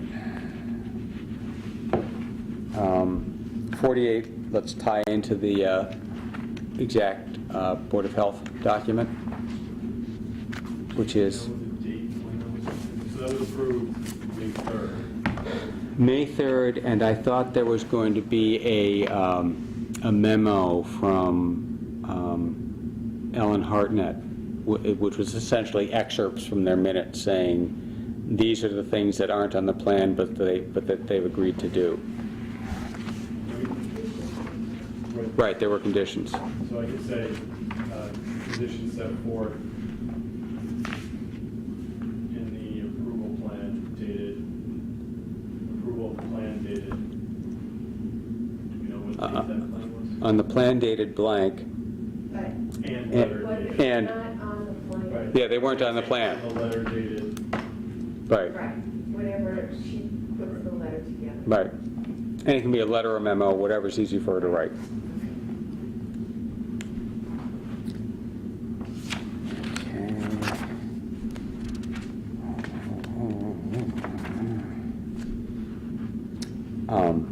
In 55, there was language in the Fields Act Sherborn. I don't think we've gotten it in here yet about how they had to put labels under every sink. Remember that, Jeannie? I'll try to find it. There was language that it had come from the Board of Health. I think they took it from Abbey Road, where. Garbage grinder? Yeah, about every time you went under a sink and you looked under a sink at the drain, it was going to be a big label saying, don't put a garbage grinder here, we're watching. But I think it's probably also on the plan, but you can have it. Okay.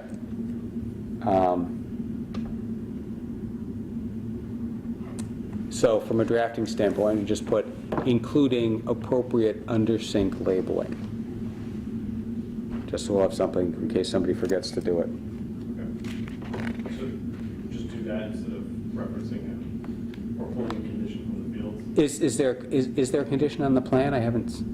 Usually Dina? on a septic plan, they say no garbage grinder. Right, but this one, there's no garbage grinder, but this is also, even though you don't have a garbage grinder, under every sink, there has to be a label, so that when people open it up to say, I'm ready to put in the garbage grinder that I've got at Home Depot, there's a little prompt there. Yeah, the plumbing inspector will catch that too. Yeah, but they'll be doing it themselves, so that they'll never have, the plumbing inspector will never see it. But then when they come in and say, gosh, I had no idea, we'll say, but you had to chop that pipe up and there was a label on it. It's really trying to defeat self-help, you know.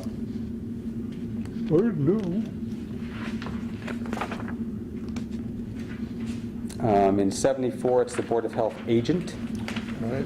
not director.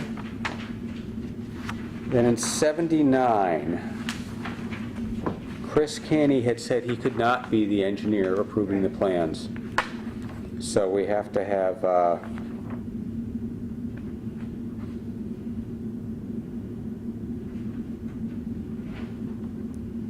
we're going to have an engineer approve those. We don't want to have to go hire a peer reviewer at that point, Vin. Right. Maybe we can say, as approved by an engineer, reasonably acceptable to the board. I mean, I can't do it, you can't do it, Chris Canny can't do it. We want to have somebody qualified, but we're not trying to make life too difficult.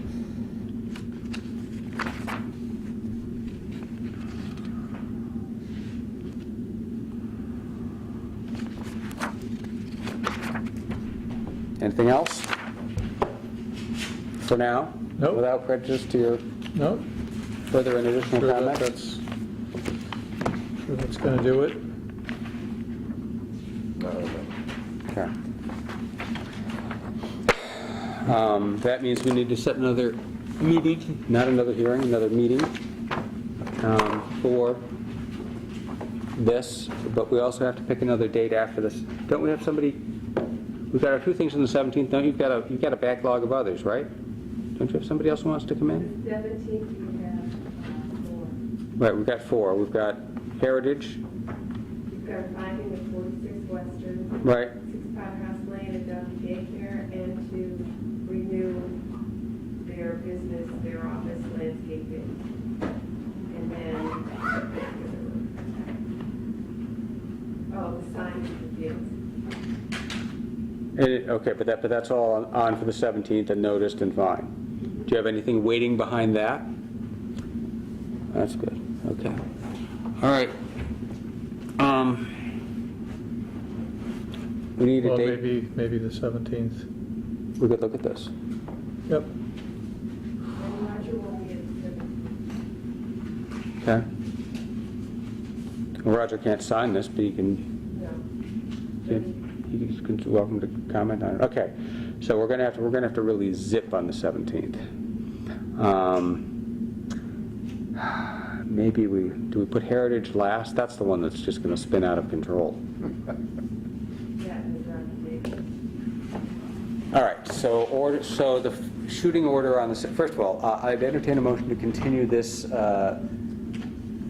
meeting, or to continue the discussion of the decision for 59 North Main Street to the 17th of May.